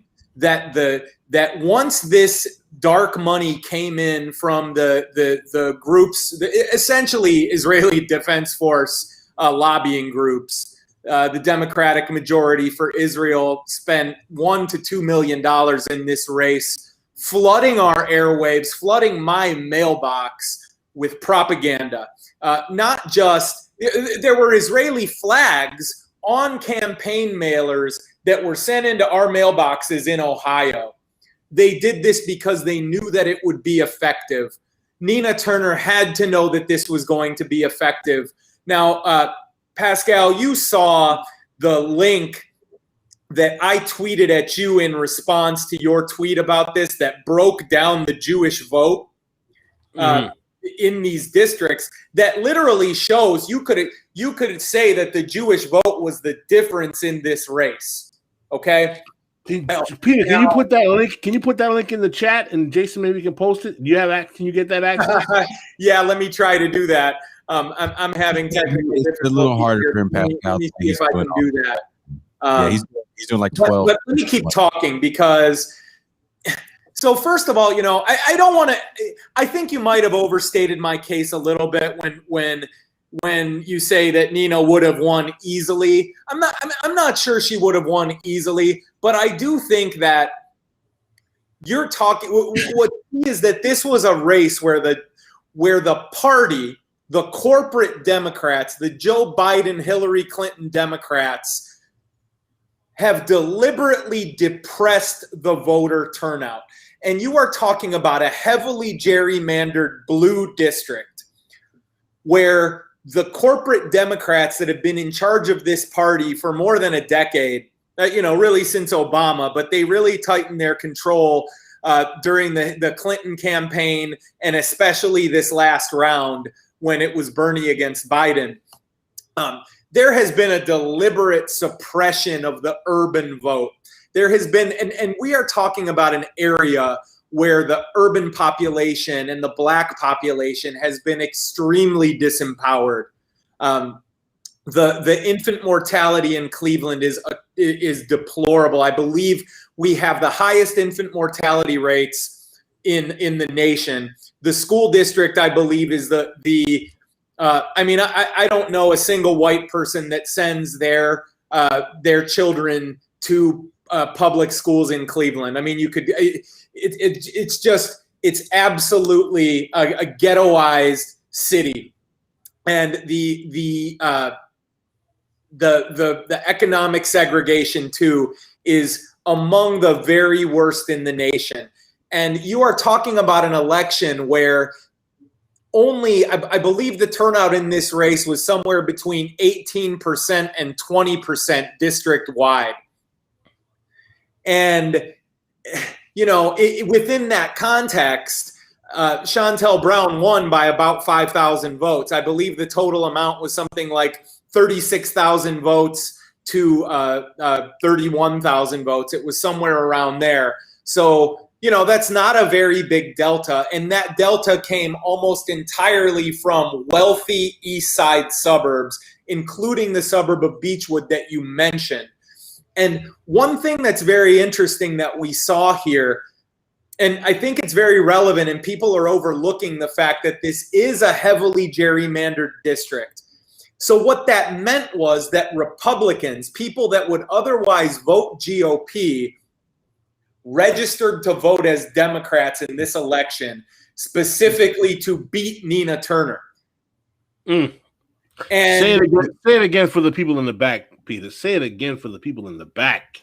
Yeah. So we saw a lot of that, and in that piece that I linked for you, that is on our Twitter feeds, it showed that these districts that went heavily for Brown, there is a lot of overlap between Trump voters in those districts. So essentially, you could say that a large portion of the vote that flipped this race for Chantel Brown over Nina Turner were Republicans that voted for Trump in the last election.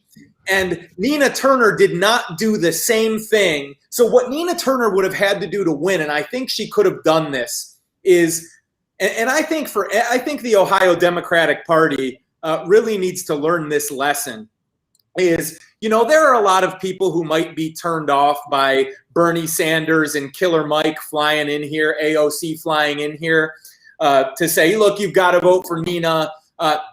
You know, she cares for people, not for corporations, etc. There are people that want to hear that message here, but maybe don't like the celebrity culture of it. But there are Republicans or people that probably voted for Trump that live in this district that would hear a message of, look, this right versus left is nonsense. We live under a regime of one party rule, and that party is the money party.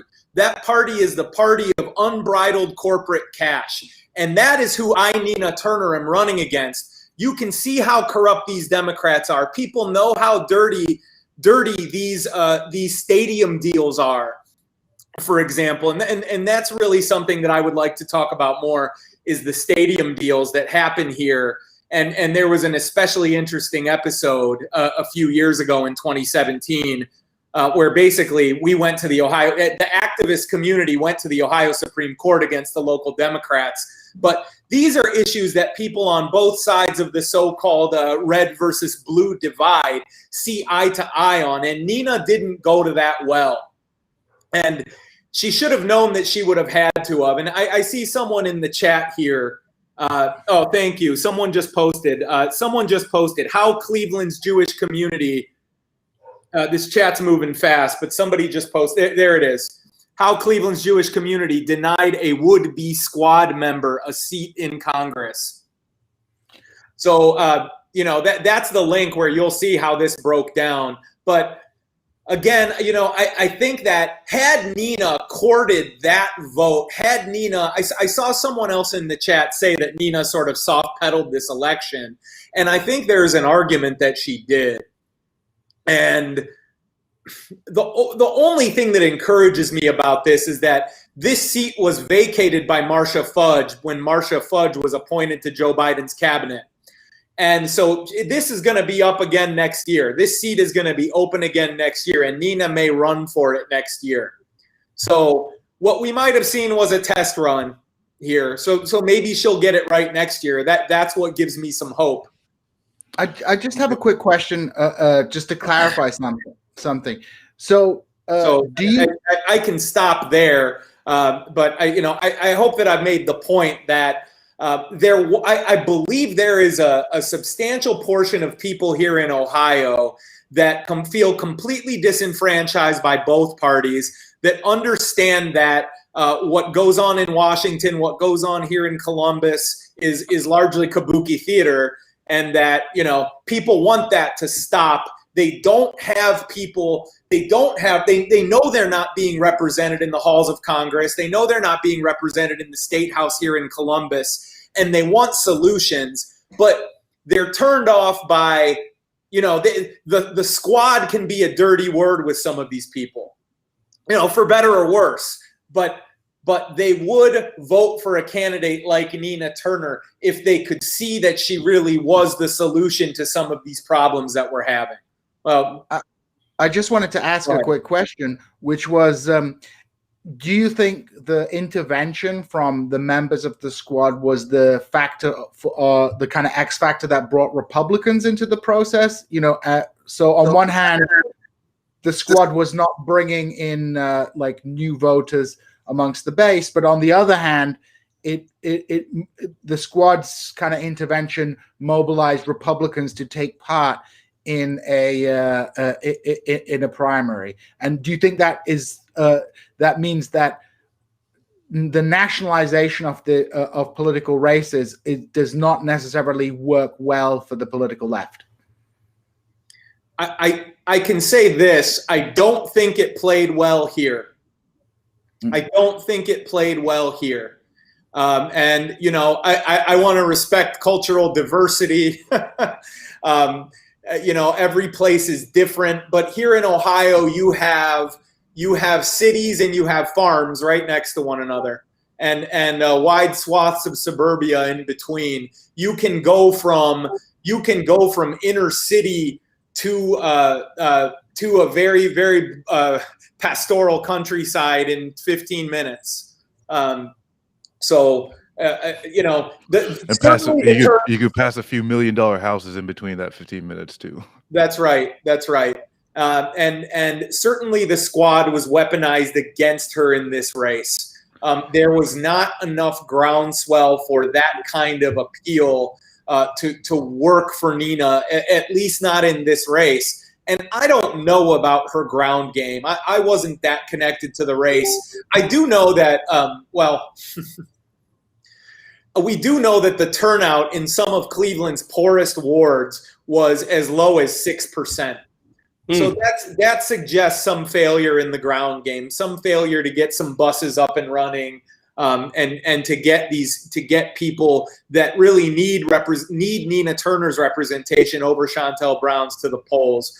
And you know, again, you can just look at the turnout numbers to see that there had to be some problem with the ground game, because these folks had to know, Nina Turner's campaign had to know that that Beechwood, Shaker Heights, Bentleyville, the east side suburbs were going to come out heavily for Shontel. So let me ask you a question, Peter. You know that one of the narratives I have is about discussing the role of the black political class and kind of cartelling the black vote. Was there any signal from high officials in the... Now, we do know that Nina Turner is a member of the black political class in Ohio. She's just one that they would consider has gone rogue. But was there an echo chamber of high-ranking members in the black political class who were aligned with the centrist Democrats that were coming against her, who were locals in Ohio? This race was surprisingly muted in that regard. And Nina had a surprising level of establishment support in this race, actually. Nina had the support of Cleveland Mayor Frank Jackson, for example, which, you know, Frank Jackson is a corporate Democrat through and through. So that was surprising. Nina had a few labor unions as well. That's correct. That's correct.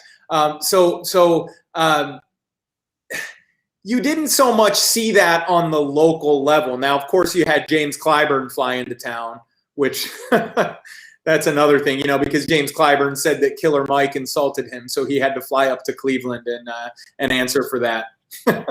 Yeah, but he doesn't have the organizational connections to give out the fatback and biscuits in Ohio that someone like Marsha Fudge has, you know. So and Marsha Fudge stayed silent in this race. Now, you know, there was we did see the usual suspects in you know, there's a notorious character around here named Norman Edwards, who's the head of what he calls the Black Contractors Group. Mm-hmm. And, he came out strongly for Chantel Brown. But really what I noticed was the more the white mainstream culture here was supporting Brown. But I would say the establishment was fairly split in this race. And this was really about the voter turnout. And this was really about the wealthy East Side suburbs turning out for Brown. Adam Christensen, a man named Adam Christensen tweeted this week, I believe it was yesterday, it's becoming clear that Nina Turner lost because of special election low turnout and Republicans voting for Brown. And he said there's a strong likelihood of her coming back and winning this seat next year, like Rep. Marie Newman and Cori Bush. So, that's. By the way, Fudge early on in May did say, I read an article, she had dinner with Chantel Brown, and she did endorse Brown. I learned that very late in the game. But you're saying, what my position was is that was a on the low kind of thing. It was. Yeah. I never saw her doing commercials. I never saw her publicly speaking out against Tina Turner. Yeah, it was sort of a calculated. It was sort of a calculated neutrality, I think, that was leaning towards Brown, and I think Brown ended up doing a TV spot and some print ads with Marcia Fudge's mother. So I know I got at least one mailer with Marcia Fudge's mother depicted. And yeah, someone else brought up in the chat, Bill Crystal endorsed Chantel Brown. Well, Janice Graham in the chat asked a very good question. Who had the teachers union on lock in Cleveland? Was it Brown or Nina Turner? I don't know the answer to that question. Did what role then did the potentially $2 million that the Democratic majority for Israel had on it? Because people, I've seen people saying, it wasn't dark money that swung this election, but you don't drop $2 million into a primary campaign if you don't think it will make a difference. How did that money figure in? I think it absolutely figured in. I think it absolutely tilted the race because what it did was it drove turnout in these wealthy East Side Jewish suburbs and with large Jewish populations. And look, I mean, I have interacted with plenty of Jewish people, members of the diaspora, who equate opposition to Israeli public policy with anti-Semitism. We know that has been a highly successful propaganda campaign. And for wealthy suburbanites in Ohio who maybe don't know a whole lot about this issue, but they see that Israeli flag on Chantel Brown's mailers, and they're going to vote for her. And they're going to see, Nina Turner tweeting Palestinian Lives Matter, and they are simply going to be galvanized to vote for that reason alone. And it's unfortunate, but this sort of propaganda campaign has been highly successful. And it frankly, it worked here. I don't know how you can say that it didn't, especially when you look at these numbers. And a part of me wishes that Nina Turner would have confronted this more directly. Now, obviously, that's a third rail for her. If she comes out and says, look, folks, I love you Jewish people here in this area, but we have got to get over this idea, this dangerous, malicious, defamatory idea that if you oppose something the Israeli government does, that you are an anti-Semite. That is propaganda, and it is wrong and it is dangerous. And here's how it's dangerous. Imagine if someone said that if you were opposed something that the U.S. government did, that you were a racist or a bigot. I mean, look, it's obvious. I don't need to convince this crowd, but part of me wishes that Nina Turner would have taken that on more straightforwardly and gotten on the streets in these Jewish neighborhoods to explain to well-meaning Jews that to sort of unpack this propaganda and neutralize this propaganda. Because it's obviously embedded. And I know this from my conversations with well-meaning Jewish people, that it's very hard to get them to understand. I should say they automatically assume that if you support Palestinian human rights, that you are anti-Semitic. And when you have conversations with people, it's not hard to get them to understand that is not the case. So what was the ground game like? Like what was there an issue with the ground game? Because you said she should have been in the Jewish neighborhoods, but was she not hitting the tarmac? Again, it's hard for me to say. I'm not involved at that level. I'm just not involved with the campaign at that level. And my understanding is that that this was determined by the bombing of the airwaves, that neither campaign was really out there knocking on that many doors. I mean, obviously there was canvassing done, but that the people that are voting in these low turnout special elections are wealthy people. They're people that are aware. They're high information voters, largely speaking. They're wealthy. They're well off. They're affluent. They're affluent enough to know that there is a special election on a random Tuesday in early August, and they're going to get out to vote. Whereas the people that are more inclined, the people in the struggling neighborhoods, people that would be inclined to vote for Nina and to understand that voting for Nina is in their interests, are not necessarily going to get out there to vote.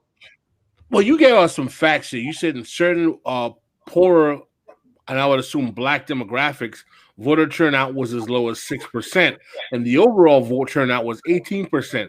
Do you believe that if Nina Turner had a massive get out the vote effort in those black urban communities, that she would have made up the votes to win the election? Or would it have been a split because of the black political class and still wouldn't have taken her over the top? I think that it's very likely. I mean, you're talking about a margin of $5,000. You're talking about a margin of 5,000 votes. So, I'm not a political analyst, but it seems like it would stand to reason that an election that was decided by a margin of approximately 5,000 votes, in a race where the turnout was approximately 18%. That a ground game, certainly a better ground game, certainly could have made up that margin.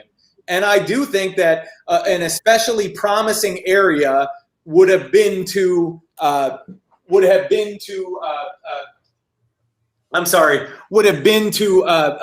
court the votes of Republicans and get Republicans, sort of people that are disaffected Trump voters, folks who voted for Trump because he was anti-establishment, and really reach out to those people living in this district, because I know they're here.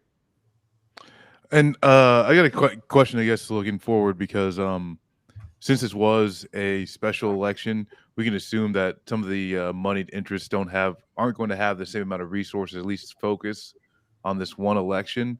But I'd actually wonder if like Nina Turner would be seen as kind of like a constant pillar to always go after, where you'd see like even like they started paying attention to, Jamal Bowman or AOC kind of too late. Alex Morse, they'd had that, more of a successful opposition to his insurgent campaign. Nina Turner seems like she will be the obvious, progressive standard bearer among any challenger. And so you already said she should expect this. What do you think she should expect moving forward? Some type of same level, or even more going forward in an actual, regular election season? Well, I think she should certainly expect more of the same in terms of the propaganda campaign. I don't believe that there are people here. I guess I wouldn't necessarily consider Nina as a whipping boy around here. I don't think people blame Nina for problems. I think that, and as someone mentioned in the comments, the bowl of shit comment about Joe Biden, where she equated voting for Joe Biden with eating half a bowl of shit. And Trump was a bowl of shit and Biden was half a bowl of shit. A lot of people think that really hurt her on the campaign trail with the more moderate Democrats.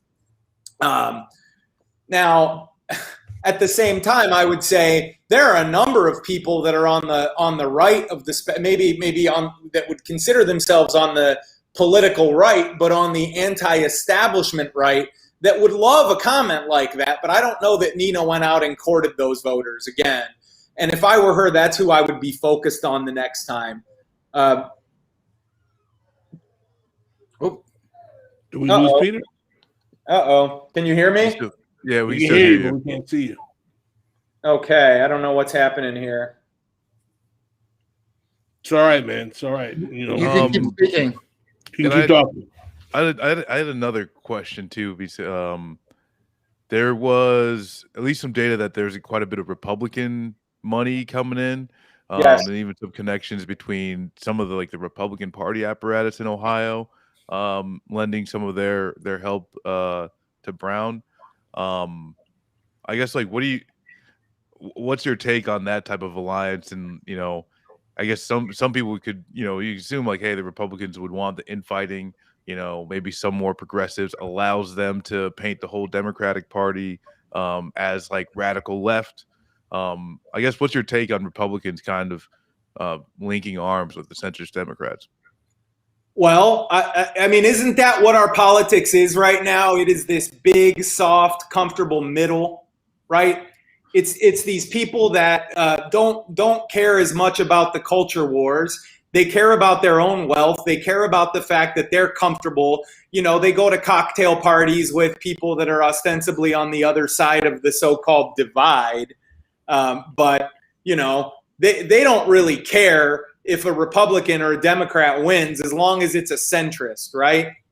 Mm-hmm. And it's that's why you had Republicans voting for Joe Biden over Donald Trump, right? That's the phenomenon that's at play here. And Chantel Brown, I mean, I just think in a lot of ways this really was a proxy. This really was a replay, at least in this district, of the Biden versus Bernie primary.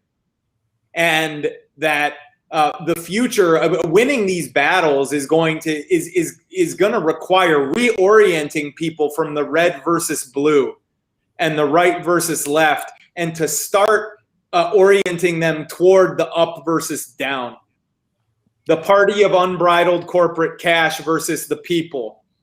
And I think there was a failure to do that here. And I think that in some ways there was a failure to try. And I don't know. I don't know if that was strategic. I think it's apparent from the results we saw. And I think that if she's going to do better, if she runs next year, she's going to have to embrace this, because the middle here in this district is very comfortable and they're going to go out and vote. And what this district is it's very wealthy suburbs and it's very, very poor ghettoized spaces and not a whole lot in between. So we basically need to have a ground game of working class, cross-racial organizing, challenging the ruling class duopoly in the name of a progressive working class based politics. You said it, man. That's a good way to put it.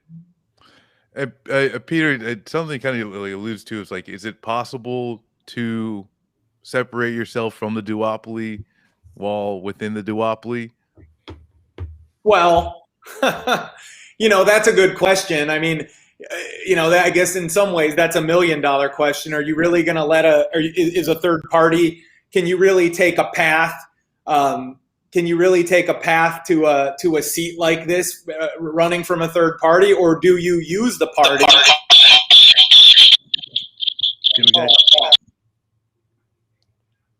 Do we lose audio? We got video, but we lost. Do we lose audio? We got freeze frame.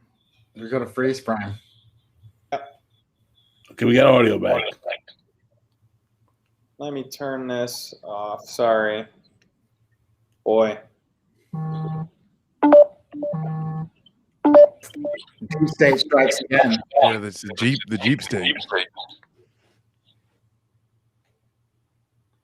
Oh, got freeze frame and no audio. I'm so sorry, because that is a worse face to get stuck in.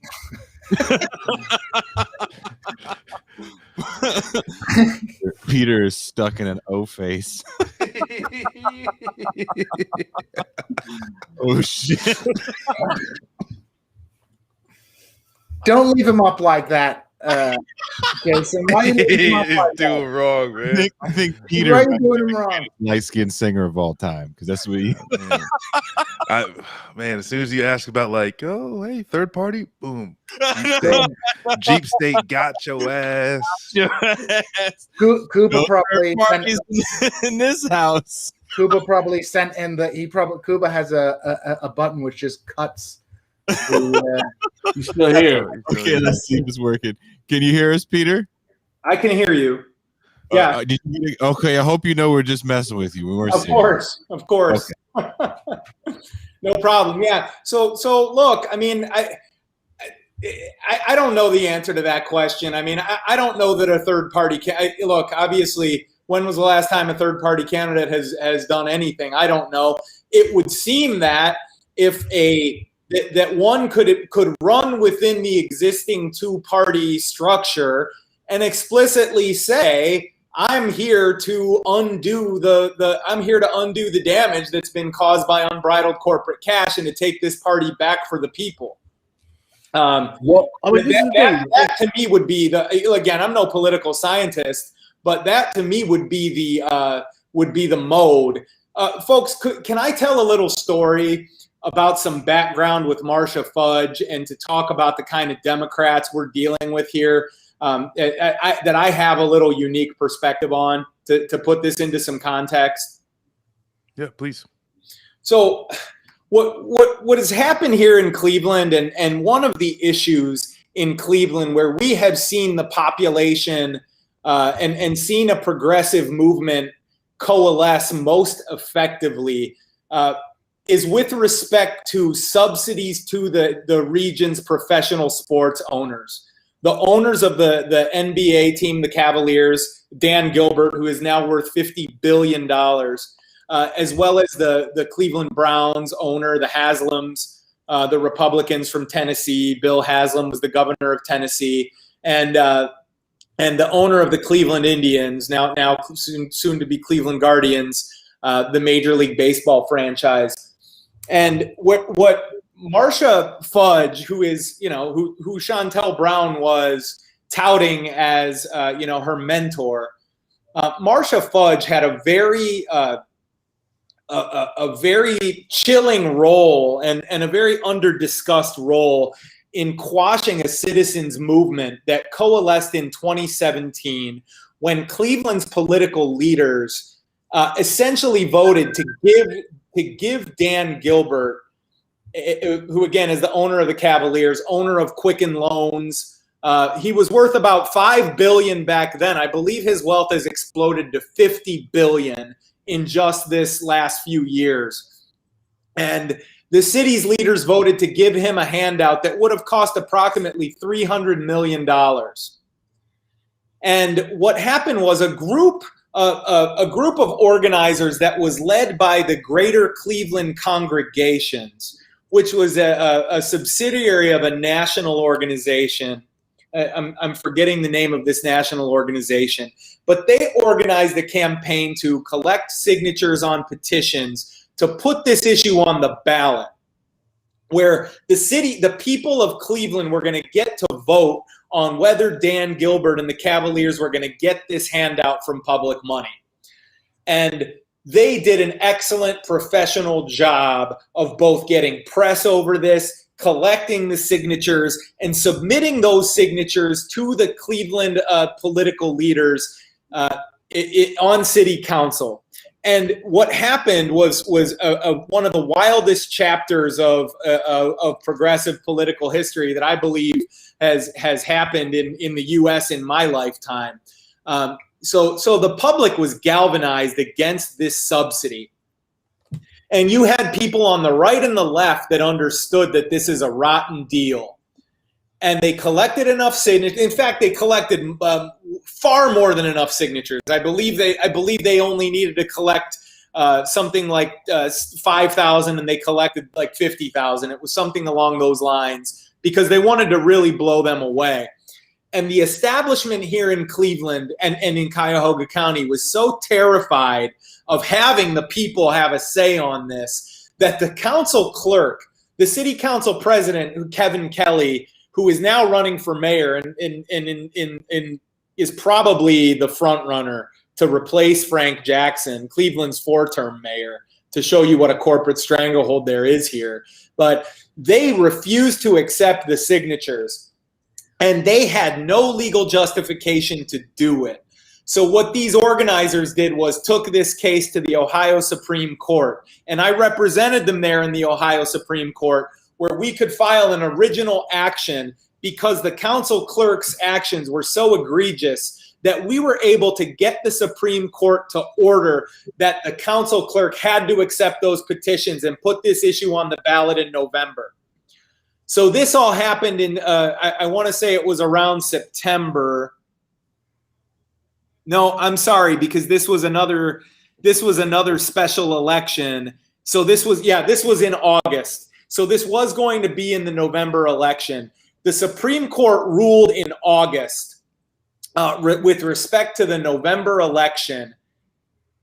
And what ended up happening here, and Pascal, I think you'll be very interested in this, is Marcia Fudge ended up putting her thumb on the scale in a big way. The establishment here went into complete panic mode. And what they did was Marcia Fudge essentially threatened the congregations of these preachers who were leading this effort. There are some news stories, and one that I think is just especially cryptic. If you Google this, there is a headline in the Plain Dealer, Cleveland.com, the biggest paper here, that says, "Noon rally to pit old guard against new in political showdown over the Q." And it's the Q because it was the Quicken Loans Arena. And this is a piece by Seth Richardson, dated August 31st, 2017. It's funny, I see that it was updated on January 11th, 2019. I wonder what the heck that is about. But it's funny how this propaganda gets revised over time 2 years later. But essentially what they did was they got a number of new preachers to come out and speak how important it was that the public support this handout. And Marcia Fudge was going to host a rally, and these new preachers were going to be supported by Marcia Fudge. So essentially Marcia Fudge was telling the congregations to start going to church with these other preachers. And you had the same guy that I mentioned, Norman Edwards of the Black Contractors Association. And of course they say, oh, this will bring jobs to our community. You've got to give Dan Gilbert this handout that he doesn't need because it's jobs for us. And it was, so within 24 hours, the greater Cleveland congregations ended up caving. They withdrew the petitions, and the issue never went to the ballot. And they said that they made a deal for some mental health centers to go up in the city, and they presented it as a win, but nobody else in the community saw it that way. And it was just they just snuffed out this progressive movement here, and that was about as close to democracy as we had seen in Cleveland in the last 50 years. And it was just snuffed out. And I just want to say that Shontel Brown is very much a part of this corporate Democratic Party that snuffed that ballot issue down. And just this week, we saw that the Cleveland Indians owners are being handed a similarly sized $300 million subsidy. And politicians on both sides of the so-called red and blue divide are rubber stamping it. So that sounds like fat back and biscuits. Yeah, very flaky biscuit. If you don't know, my term or our term here, this is revolution, for patronage given out by corporate Democrats to black constituents or anyone's constituents, black, white, or whatever. We should just make this for everyone. We call them fatback and biscuits. So this is clearly a fatback and biscuits play. And Peter, could you kind of juxtapose it with like what some of those like pastors are also fighting for? And like, I mean, I grew up in Columbus, but going through like especially like the 90s into the 2000s, like literally, a seemingly dying city resurging with a basketball player. But like, yeah, I guess like what's kind of like some of the things that they're fighting for, and like what's the actual needs of Cleveland, not just a few new bleachers. Well, sure, and as as I said at the beginning of the segment, Cleveland has historic infant mortality rates, historic poverty, the highest infant mortality rates in the nation, the second worst public schools in the nation. There was a stat that I think it was 33%, some shocking number of Cleveland public school, high school students had considered suicide. Or I think it was something, more than half even, I think. And you can look this up. It was a shocking number of Cleveland high school students in the public schools had reported in a survey of having considered suicide in the last year. And just the poverty, the segregation, there are communities in this city that are on life support. And, for them to be handing this money over to billionaires to subsidize billion-dollar, hugely profitable billion-dollar assets, and to just be rubber stamping it and not demanding community benefit deals is just deplorable. And it's salient. People on both sides of the so-called divide understand this. And, I think that a candidate can make hay by pointing to this issue especially. And as someone said on Twitter yesterday, tweeting about this recent deal for the Indians owner, Ohioans can have a little socialism as a treat. And that is socialism for the billionaire owners. They get their socialism. Oh, yeah, that's the same socialism that most states get, right? Peter, this has been a breathtaking. Listen, man, I'm glad you reached out to me. This has been a breathtaking interview. We've gone over the 2-hour mark here. We may invite you back as a special insider to see what's going on the ground in the political future of this area, and more discussion of this intrigue. Because let me tell you, if you can inbox us or me any articles about that stadium deal, that's something that might have to go up in a Black Agenda Report piece that I'm going to have to write. And by the way, something else you told me that I want.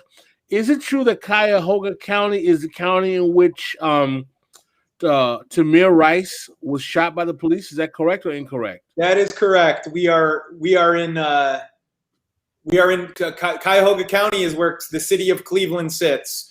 And Tamir Rice was gunned down about 5 minutes outside of downtown Cleveland. So this is something that right after that, kind of tying back to like even Nina Turner and like how interesting, and I think it's just like how bullshit it is that they're able to kind of frame her in some like radical position. She ended up working with Governor Kasich, which like no fan of anybody, even in the Democratic Party, let alone like the left.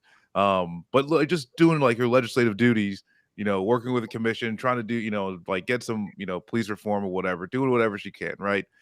At the end of the day, like there's like a long history of Nina Turner as a legislator, just be able to work with literally everybody in the the structure, and for them to just be able to like flip this as like, oh hey, radical, like I don't know, it was kind of like mind blowing. But what did the politics of that Tamir Rice have any implication, or could have they been exploited to give Nina Turner a better advantage? Well, let me say this, because this is an interesting piece of political history here. Prior to Tamir Rice's execution by police officers, there was a reform movement in Cleveland, and specifically in the Cuyahoga County Democratic Party, that was notoriously corrupt. And the big name that you'll hear in this corruption scandal were Jimmy DeMora and Frank Russo. Those folks got sent to prison because they were caught. There were all kinds of obvious kickbacks, and what it ended up being was DeMora and Russo were essentially made the scapegoats. Now, they were as guilty as anyone, but they weren't the ones that were piloting the ship, right? So they were thrown overboard, but the same captains were in charge. There was a reform effort that was somewhat successful, and it led to the election of a Cuyahoga County prosecutor named Tim McGinty, who was in some real respects not beholden to the corporate establishment here. He was more independent. He was far from perfect, as everybody soon saw with the Tamir Rice issue, but he was certainly not part of the same old corrupt, money beholden machine. He had some independence, he had some balls, he had some heart.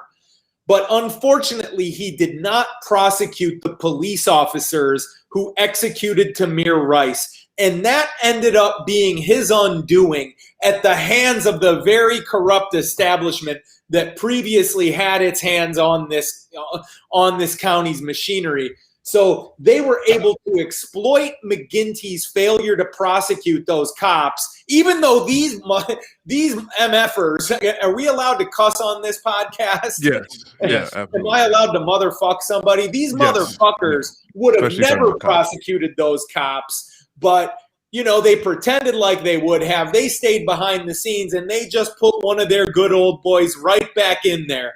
And now we are seeing in Cuyahoga County a tightening of the old political order. The Cuyahoga County prosecutor is now prosecuting some Black Lives Matter protesters, get this, for felony assault for using a megaphone and hurting the ear of a wealthy business owner who is known to operate a racist establishment. Are they using these? Are they able to do that because of laws passed by the Republican state legislature? I mean, I don't know about the case in Ohio, but Thankfully, no. Thankfully, we're not there yet, although I believe there is a very creepy dystopian bill being discussed on the House floor, and that there's going to be some movement on that in September, and hopefully it gets rejected, if not by the legislature, then by the courts as unconstitutional. So that Tamir Rice history is interesting, and it has definitely has given rise to the political grounds that we're on today when you see Nina versus Chantel, which, again, hopefully we will be revisiting 1 year from now. Inshallah. Well, I want to bring in, we have a special surprise guest. He is here to settle an argument. There's only one thing he's here for. It's to settle an argument. Can you see him in the green room, Pascal? No. Good. He's going to settle the argument for us. And we're not done with this conversation. But he is here to settle this argument. He is a bit of a internet celebrity. You may know him as Labor Paul from Jacobin. We just know him as Paul Prescott, the teacher. Mr. Paul Prescott. Prescott is here now. What's going on? Although I did not come here to settle that debate. I know what you're talking about. I know exactly what you're going to say. It's still traumatic in my community, so I would not speak on that. Paul, I'm sure you have some thoughts on this Nina Turner race. Oh, is that was the question that you brought me? No, before? the question is, but I'm not going to get into that question. We're going to talk about Nina Turner right now. Right. Okay, that's where we should stay. That's where we should stay at. But we won't. But we should stay there now. So what are your thoughts on the Nina Turner race? I mean, honestly, I haven't looked deeply into the numbers, but I mean, I was convinced by that Matt Karp article and just what I've been seeing. I mean, people like Pascal talked about. I mean, it was interesting. It seems like it was different than the Cori Bush race, where it seems like Cori Bush had some struggles with Black voters, but the story, of course, is not that Black voters rejected Nina Turner. The story is that, as we've just been talking about now, that these more affluent communities, mostly white communities, kind of put Chantel Brown over the edge. And this is something like Matt Carter has been talking about a while about, the new Democratic Party coalition and like what this new affluent base is doing and how this is really making things more complicated for the left. And, you know, in general, I'm not someone, I believe very strongly we shouldn't sugarcoat things, and like, you know, a defeat is a defeat, so we shouldn't spin this any other way. But I guess I would say it looks like this is a somewhat encouraging defeat in terms of how Nina made this a very serious race, and again, how she was able to win over so many working class Black voters. I feel like, you know, this is a loss that's almost like a small advance in a way, because of how it seems like an improvement based on other people like Cori Bush, who, again, you know, the actual numbers show kind of struggled with Black voters. So I'll say that though, is like it is rare for politicians to be able to do what Cori Bush did, and like even go for that third, like, because her first race, like, was nothing short of an ass whooping. And we have to admit, Cori Bush went against, and I think we said this on another show, that she went against the establishment Black political family. Lacey Clay, right? Lacey Clay, the Clay family. Oh, sorry. Go ahead, Pascal. Lacey Clay, Black political class royalty. Listen, Paul letting us know he's got to go. So listen, everyone give a round of applause to Paul Patakas, Peter Patakas. I'm sorry. Peter, Paul, and Mary. But Peter Patakas, brother, you have done a wonderful service to us in terms of bringing us the inside baseball on what was going on the ground.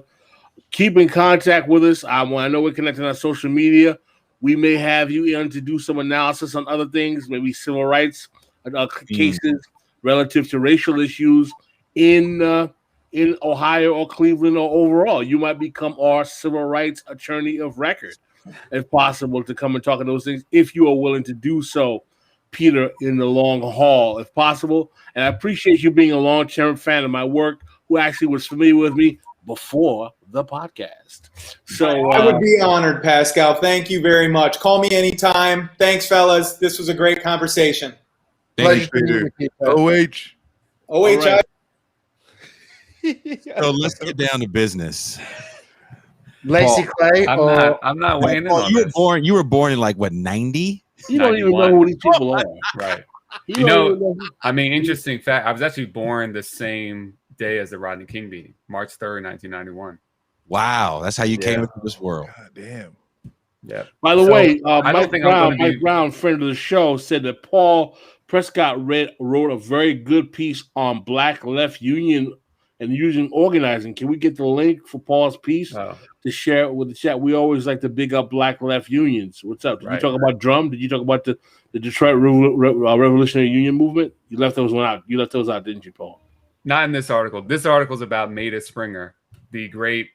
She was kind of like a mentee of A. Philip Randolph. So she was a leader in the International Ladies Garment Workers Union. She also became one of the AFL-CIO's main representatives across Africa in the labor movement. So I think she's a really unsung hero, someone more people should know about. Where's the link, Paul? Oh, I got to get the link? All right, I think M. Toussaint's going to get the link. Okay, sounds good. Yeah, big up Paul. We got to promote Paul's work. Paul's doing big things.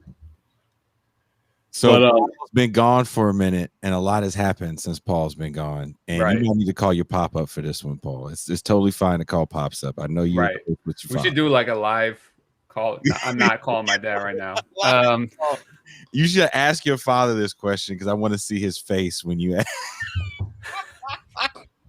when you ask him. I'm sure you fall right the hell out, because unfortunately you were born after these two gentlemen's careers were far right. See, I'm of no help. But Marcus was alive. He also wasn't very old. But Marcus, who is the greatest light-skinned R&B singer of our time? El DeBarge or Howard Hewitt? Hewitt? Marcus don't know any of these guys, man. It's multiple choice, so I got a 50%. Exactly. I was still shitting myself probably when these. Angela needs to be here, because at least Angela was around in this time frame. Marcus don't know any of these people. 112? Is that a choice?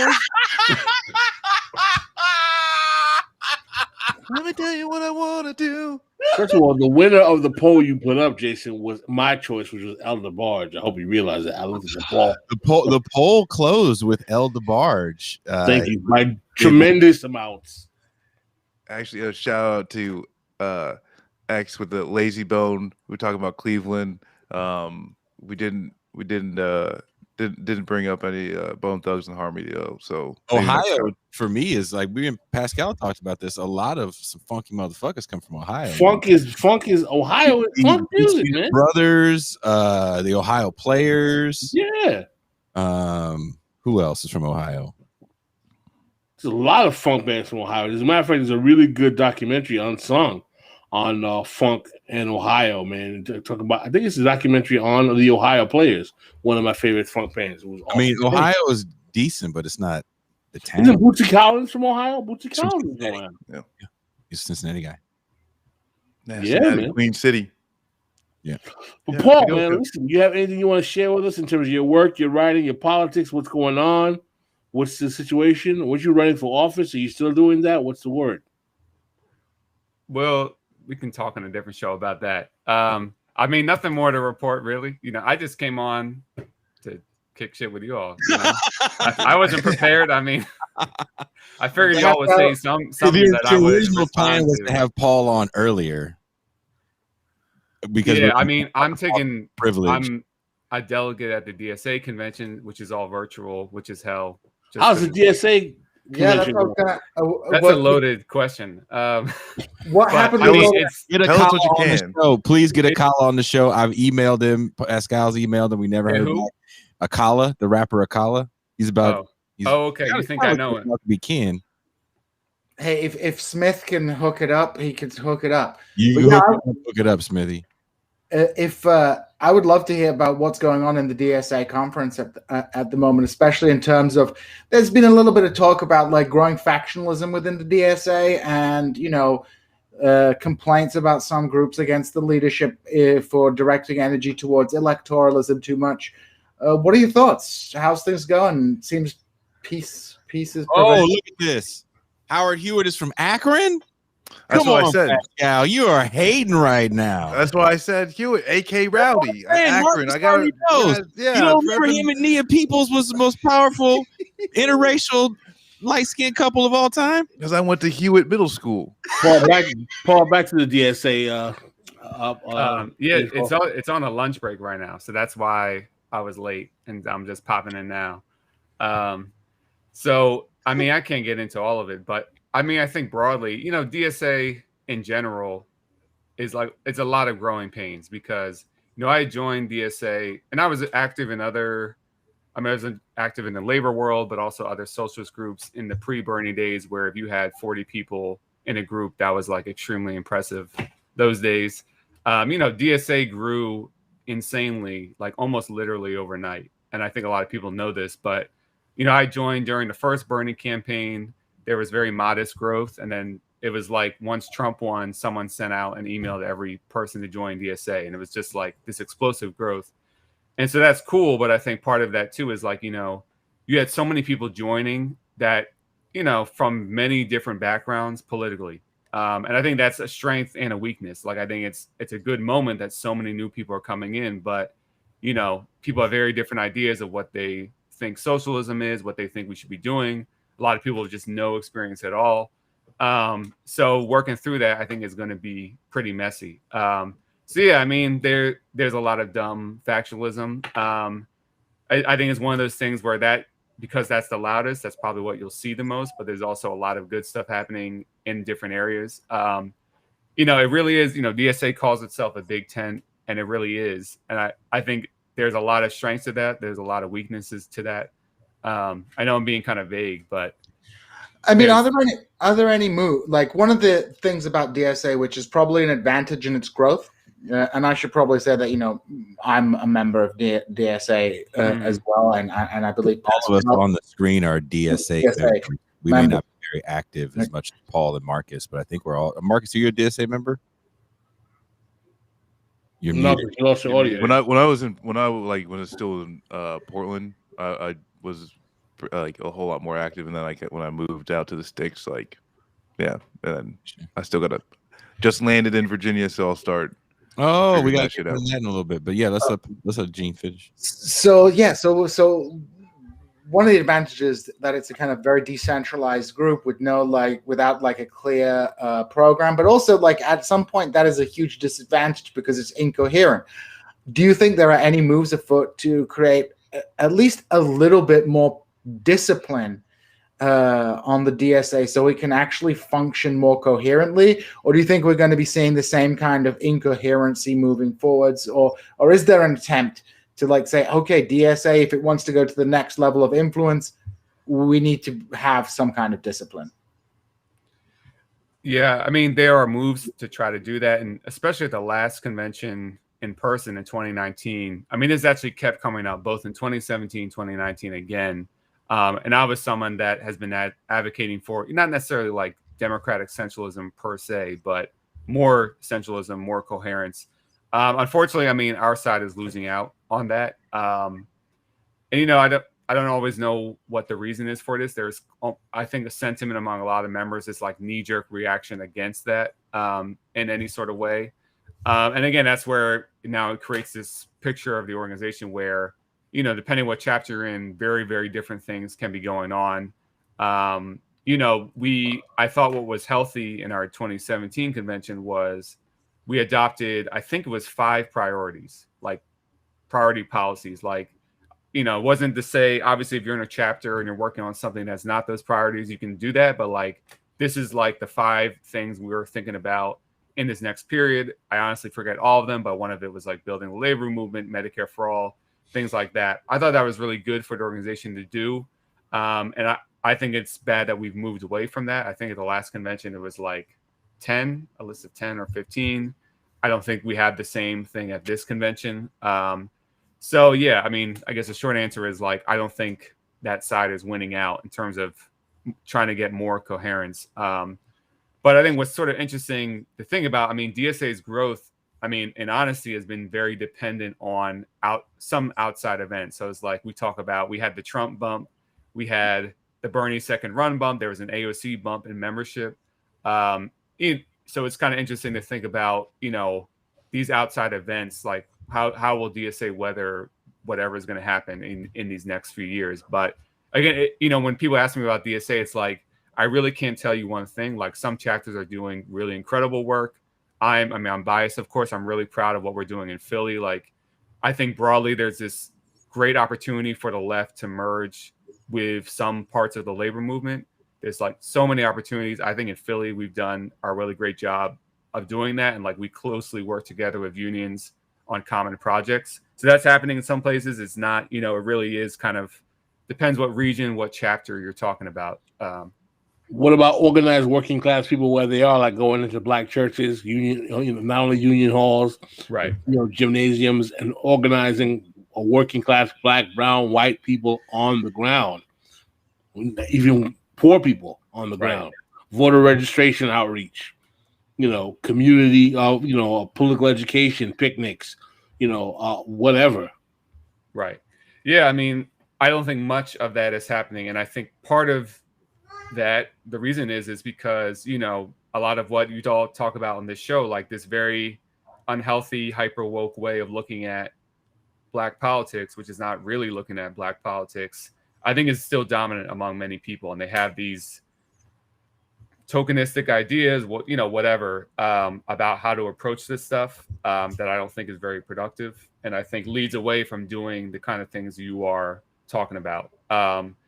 But again, it's patchy. I think there's progress in some areas, and I think increasingly in different elections on the local level, more of that is happening. But I guess not necessarily in a very broad way.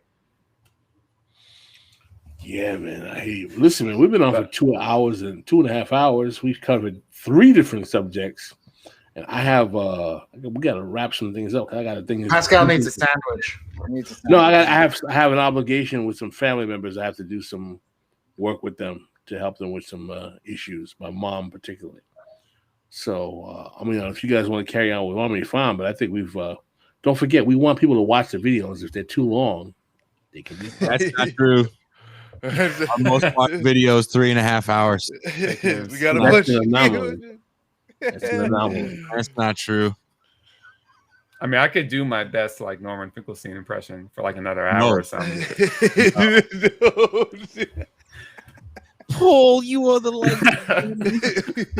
Pascal, you are the smart, loud We actually one. should bring him on to settle this question about the best light-skinned R&B singer.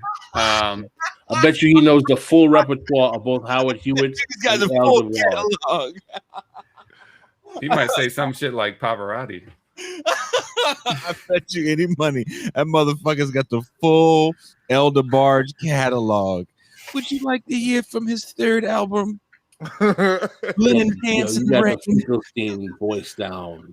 So, yeah, Jason really does have the best Finkelstein impression out there. And Paisan, New York City urban Italian. Oh, we got to do on the bonus. Who was on that show? Was that Matt Bender? Yeah. We got to do the bonus half of what's that guy? Who's the mayor? No, the governor of New York was Andrew Cuomo. Cuomo. Yeah, Cuomo. Yeah. Oh Italians God, that not guy having a good week. Italians are not having a good week. Did you see the Juventus soccer lady? Did you see the photo of the soccer lady from Juventus? Is it Juventus? Juventus. Yeah, I don't know. She wore one of the orange cones on her head, and What's then an orange cone? like little, like, you know, like the little orange, Traffic it's like a cone. little orange cone, but it's like they're only this tall, right? They don't come Small up high off the cone. ground. Yeah, she put it on her head, and then pulled her eyes. You know, Who did Yeah. this? this is like Why? a soccer player for a Oh, in Why the did Olympics. I don't know why they did it. Juventus. I can't remember Anyway. which one it is, but one of those Italian football teams is like a pro-fascist football team, and the other one is like in Europe, a lot of football teams orientated towards like that. They have like subtle political affiliations. The like Tottenham in London is like the Jewish football team.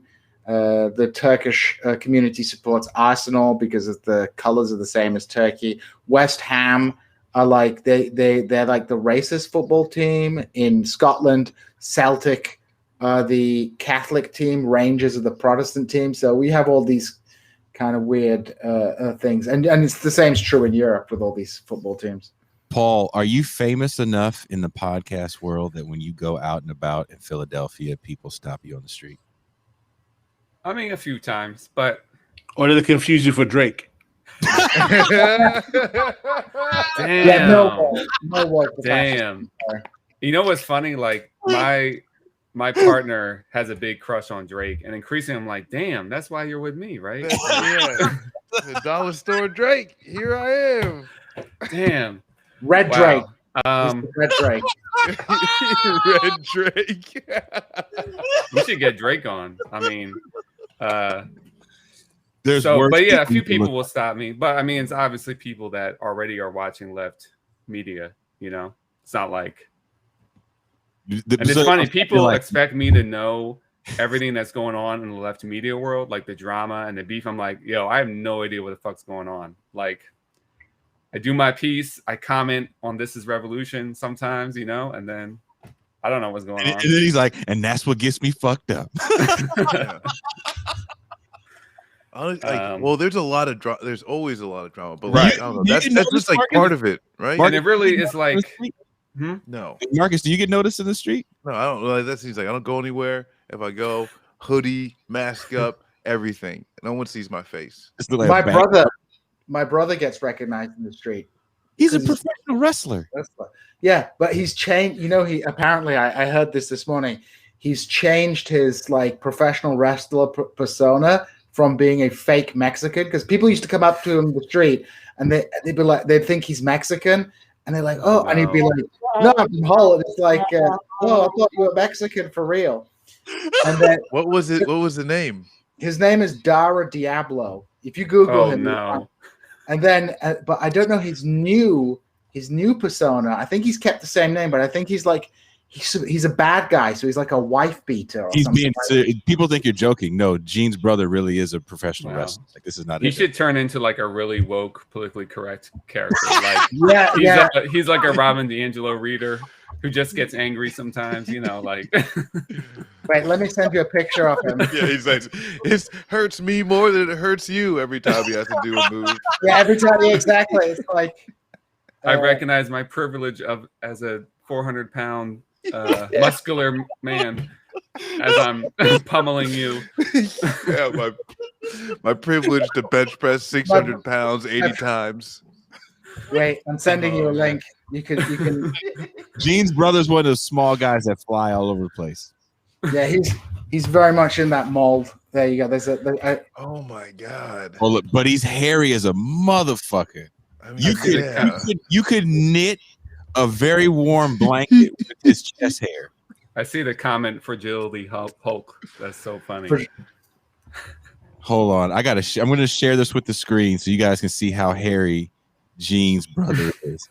God damn, Gene! If your brother shaved his back, you would fill up the whole vacuum. You'd have a carpet. Yes. Your brother. Gene, let's see it. Originally, I was like, oh, you should totally go with the there was a time when having a pro Al Qaeda wrestler was like a big thing. I was like, you should go with the pro Al Qaeda thing, and your special move could be the Islam.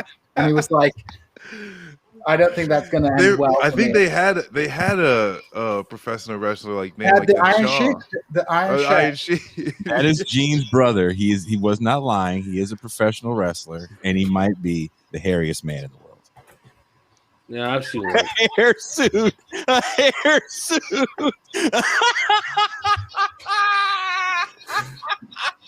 Now, Gene, can you just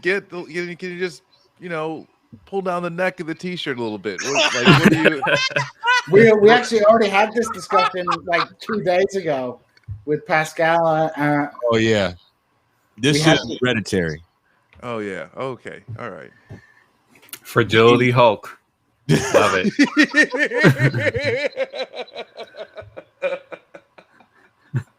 The privilege pound or something. Damn.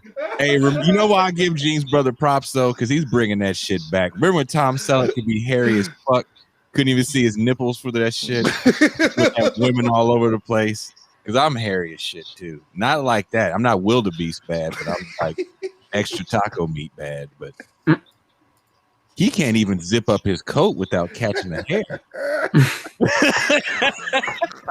I mean, it is kind of well groomed though. So yeah, he kind of I feel like the zipper probably wouldn't get stuck. Actually, my brother does kind of look like Zangief from. Yes. He got pomade, chest hair pomade, man.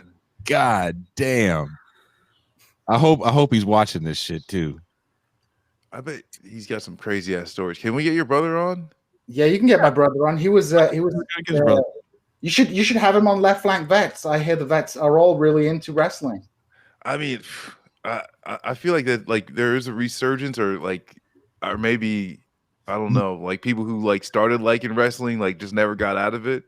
But it seems like there's a shit ton of people that are still I'm surprised it's still a thing. I thought huge. Oh, wrestling is huge, bro. I know, but that's what I'm saying is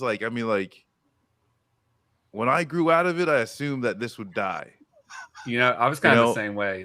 After the NWO went away, I was like, okay, this thing's dead now. You can't rehash this. Well, it's the nostalgia thing, isn't it? A lot of it, there's a lot of resurgence of 80s, 90s popular culture now. And wrestling is part of that. And wrestling is I mean, you should talk to my brother about this, about the way that wrestling functions as a business. It's super exploitative, and I always call it. It's like stripping, but for men, right? Because it's super exploitative. Because the big wrestling companies are really kind of abusive to people, and a lot of these wrestlers, they make money on the side. There's a phenomena called grapple gaze, and grapple gays will pay a wrestler to choke them out for like, they'll give you like $1,000 if you go over to them. Like my brother never does it, but I have a friend, one of my best friend's brothers is also a wrestler, used to be a wrestler. And like people would like say, I'll pay you $1,000 if you just like choke me out in a wrestling match. So people are making money on the side, man, like that. It's maybe I'm giving away too much of the game, but yeah, like wrestlers need to unionize big time. But the problem is there's always like if you try to unionize, if you try and unionize the WWE, Vince McMahon can always find some other like buff guy who can shout to take your place. So there's like it's really tough unless you're a super huge star who's bigger, like someone like The Rock. You don't actually have that much power in the wrestling. And they'll just pivot you to movies. That's the whole thing about that. Once those guys start really talking about labor and rights, they just pivot you to movies. Like, okay, you know what? I'm calling your agent. Guess what? We got a whole new movie deal for you. $40 million film. Yeah. They didn't get it wrestling for the love of the game. You got into wrestling because you're a big dude that wanted to be a star. I'm not saying you're a bad person. Let's just be honest about why cats get into wrestling. Maybe The Rock falling on chairs. The Rock is probably like the best success story coming out of wrestling, isn't he? Like, no, because he comes from a family of humongously famous wrestlers. The pedigree is insane. It's like, but I mean, like if you look at like a lot of the people who were like mega famous pro wrestlers, most of them die young because their liver explodes. When they're 50. Yeah, Vince McMahon was like dishing out the steroids.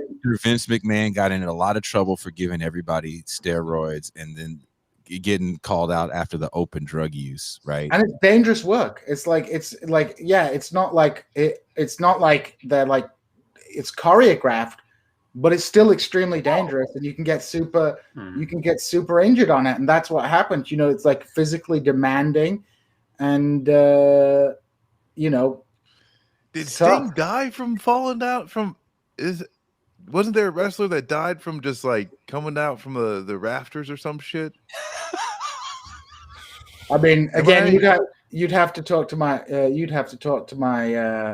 everybody on this TNL part is actually. Someone says we try to bring on Jesse Ventura. I'll be honest with you, I would be terrified to bring on Jesse Ventura. We should try and we should do a wrestle show. We should definitely do a wrestle show. I would Owen Hart. I'm out for that one. That's a big labor. That's a big labor dispute to me because those guys have been having labor issues since it started, and it's also a great monopoly show because Vince McMahon is the one that actually monopolized pro wrestling. He combined all the territories. That's what it was. It was very territorial. Yeah. He made it something global. And then you talk about the after effects of that. Keep in mind, Vince McMahon was so powerful. He started a football league. Oh, yeah. That's true. You got to have a lot of money. Even if it failed, but that's a lot of money to be like, Man, He Hate Me lives on though. That first, God, I will never forget that. The proliferation of like YouTube and information technology and the relative cheapness of doing TV shows now means that there have been like some, like in the UK, they have their own like homegrown UK leagues that have that are on TV. There's not much money in it, but everybody still wants to go to the WWE. I mean, because there used to be the WWC and the WWF, like there were two leagues, right? And then basically that ended. So they should put some antitrust on Vince McMahon, to be honest. Never. And no one, when you talk about antitrust, Facebook, of course, Google, I get it. When you said like WWE, people just put their fingers in their ears. Yeah, that's it. But they should do. And if people want to understand Donald Trump and him and his like political appeal, it's got a lot more to do with WWE than it has to do with like old school white power nationalism. You know what I mean? Like he basically played the same character that he played in the WWE, which was like a billionaire who was going to like give wrestling back to the people, as he played in like real politics. You know, like it was like the same character, just like one was. Which is so sad when you think about it, right? Because it's like you literally played the character that you played on the television, and people got so far behind it that they were willing to kill cats and riot at the Capitol. Like, that's insane. Talk about postmodernism. Some of these comments. Free Pascal so he can help his mom. Hashtag free Pascal. Look, if Pascal's mom was calling him right now, you are sadly mistaken if you thought he was telling his mother to hold on. No, that wouldn't happen. Pascal's a good son. I think this is pretty much a group of people that don't tell their mother to hold on. I got just scared just thinking about it.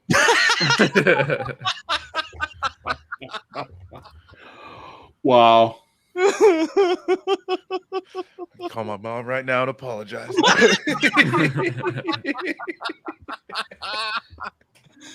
Well, fuck, man. Thank you guys for joining us for this fun-filled. I enjoyed the discussion in the first half. I thought the first half was dope. I thought the second half was dope. Then Paul came on. It was all downhill from there. Oh, that was just haterade. Paul, you my man. I have you, man. Paul is dope. I like Paul a lot. You just hate Drake. It's all right. You Mm-hmm. hate Drake. Paul is all right, man. Paul is good, man. I would say, Pascal, I finally watched that video you on Brianna Joy Gray's show about black politics. Every time you open your mouth, it was fire. Seriously. Oh, I appreciate that, brother. I appreciate that. I've been a admirer. Someone else on there, man. I didn't understand what the fuck he was saying. But, I won't name names, but one of the three guests.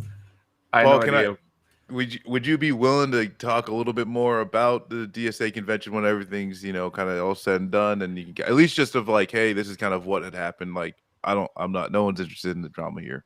Right. Possibly. I mean, honestly, it's a lot of boring, tedious, like procedural shit. Yeah, So, I'm just saying, towards the by the end, like they don't really vote towards like, oh, hey, we're doing this, right, measure to focus on this or try and accomplish this in the next year. So kind of, just talk through, right, what they get done. But if they got anything done, who knows? Progressive stack got reshuffled. I don't know. So people are asking, in the chat, who is the picture in the background, and that is a picture of Brooke Shields. We were doing a show on privilege. The greatest light-skinned singer. We were doing a show on privilege, right? And if white privilege had a face, I think it would be Brooke Shields in the early 80s. So this is a very young Brooke Shields behind us too, by the way. I think she's like under 18, modeling Calvin Klein jeans. So thank you guys. Thank you, Stefan, for coming on. Also, Peter Patakas, Thank you, Paul, for showing up. I wish we could have asked you earlier. I would have loved to hear hear your comments on the privilege debate. Next time. Marcus, I would have loved to have heard your comments on the privilege debate, but I understand you're relocating to a whole different world. Yeah, I got to work on the lighting. There's too much shadows going on. Is there more black people in your neighborhood now? Oh hell, man! I'm in like North Virginia. Like, man, actually getting the cable, like internet dude coming. It's like, stop! What the fuck is up, man? I'm happy to see you. Paul is like, man, I live in Philly. He's like,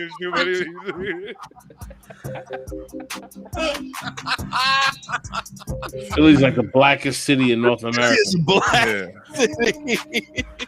Like Oakland thinks it's black, and then I went to Philly. I was like, oh shit, this is how Oakland used to look.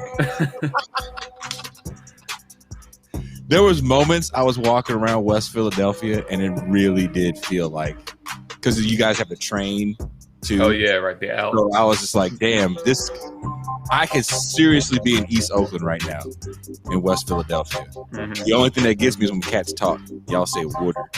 Right. Water. That's the only thing. I was like, man, I really enjoy Philadelphia. I really do. Like Yeah, It is the best city in the world. I don't know about that. Cheesesteaks, though, they're not that good. That is an overhyped thing. The cheesesteaks, like whatever, man. Anyone can make. That's a why I fucking like Paul. cheesesteak. He gives it to you straight. He's not going to give you a hype, no bullshit. Like they're just okay. I won't hype it up, but Philly is the greatest city in the world to ever exist. But I'm not really going to hype it up. Now Paul got hip hop beats for Pascal because Pascal is like Queens, brother. Feeling the beat. Look, Pascal's moving. He's like, all right, I'm going to Yeah. can we get the fuck out of here now? Like, come on. Like, my mom is in trouble. Just gonna go. Y'all is fucked up saying his mama was calling me. You know how I know that wasn't true? Because when his mom called, just like when my mom called, hey man, I gotta go. My mom was calling. All right, y'all. Thank you, chat. Thank you for all the super chats today. It was great. Thank you, M. Toussaint, for moderating this. I'm not used to the chat being so filled with like over the top, foolish, racist people. So thank you guys, and watch some cartoons.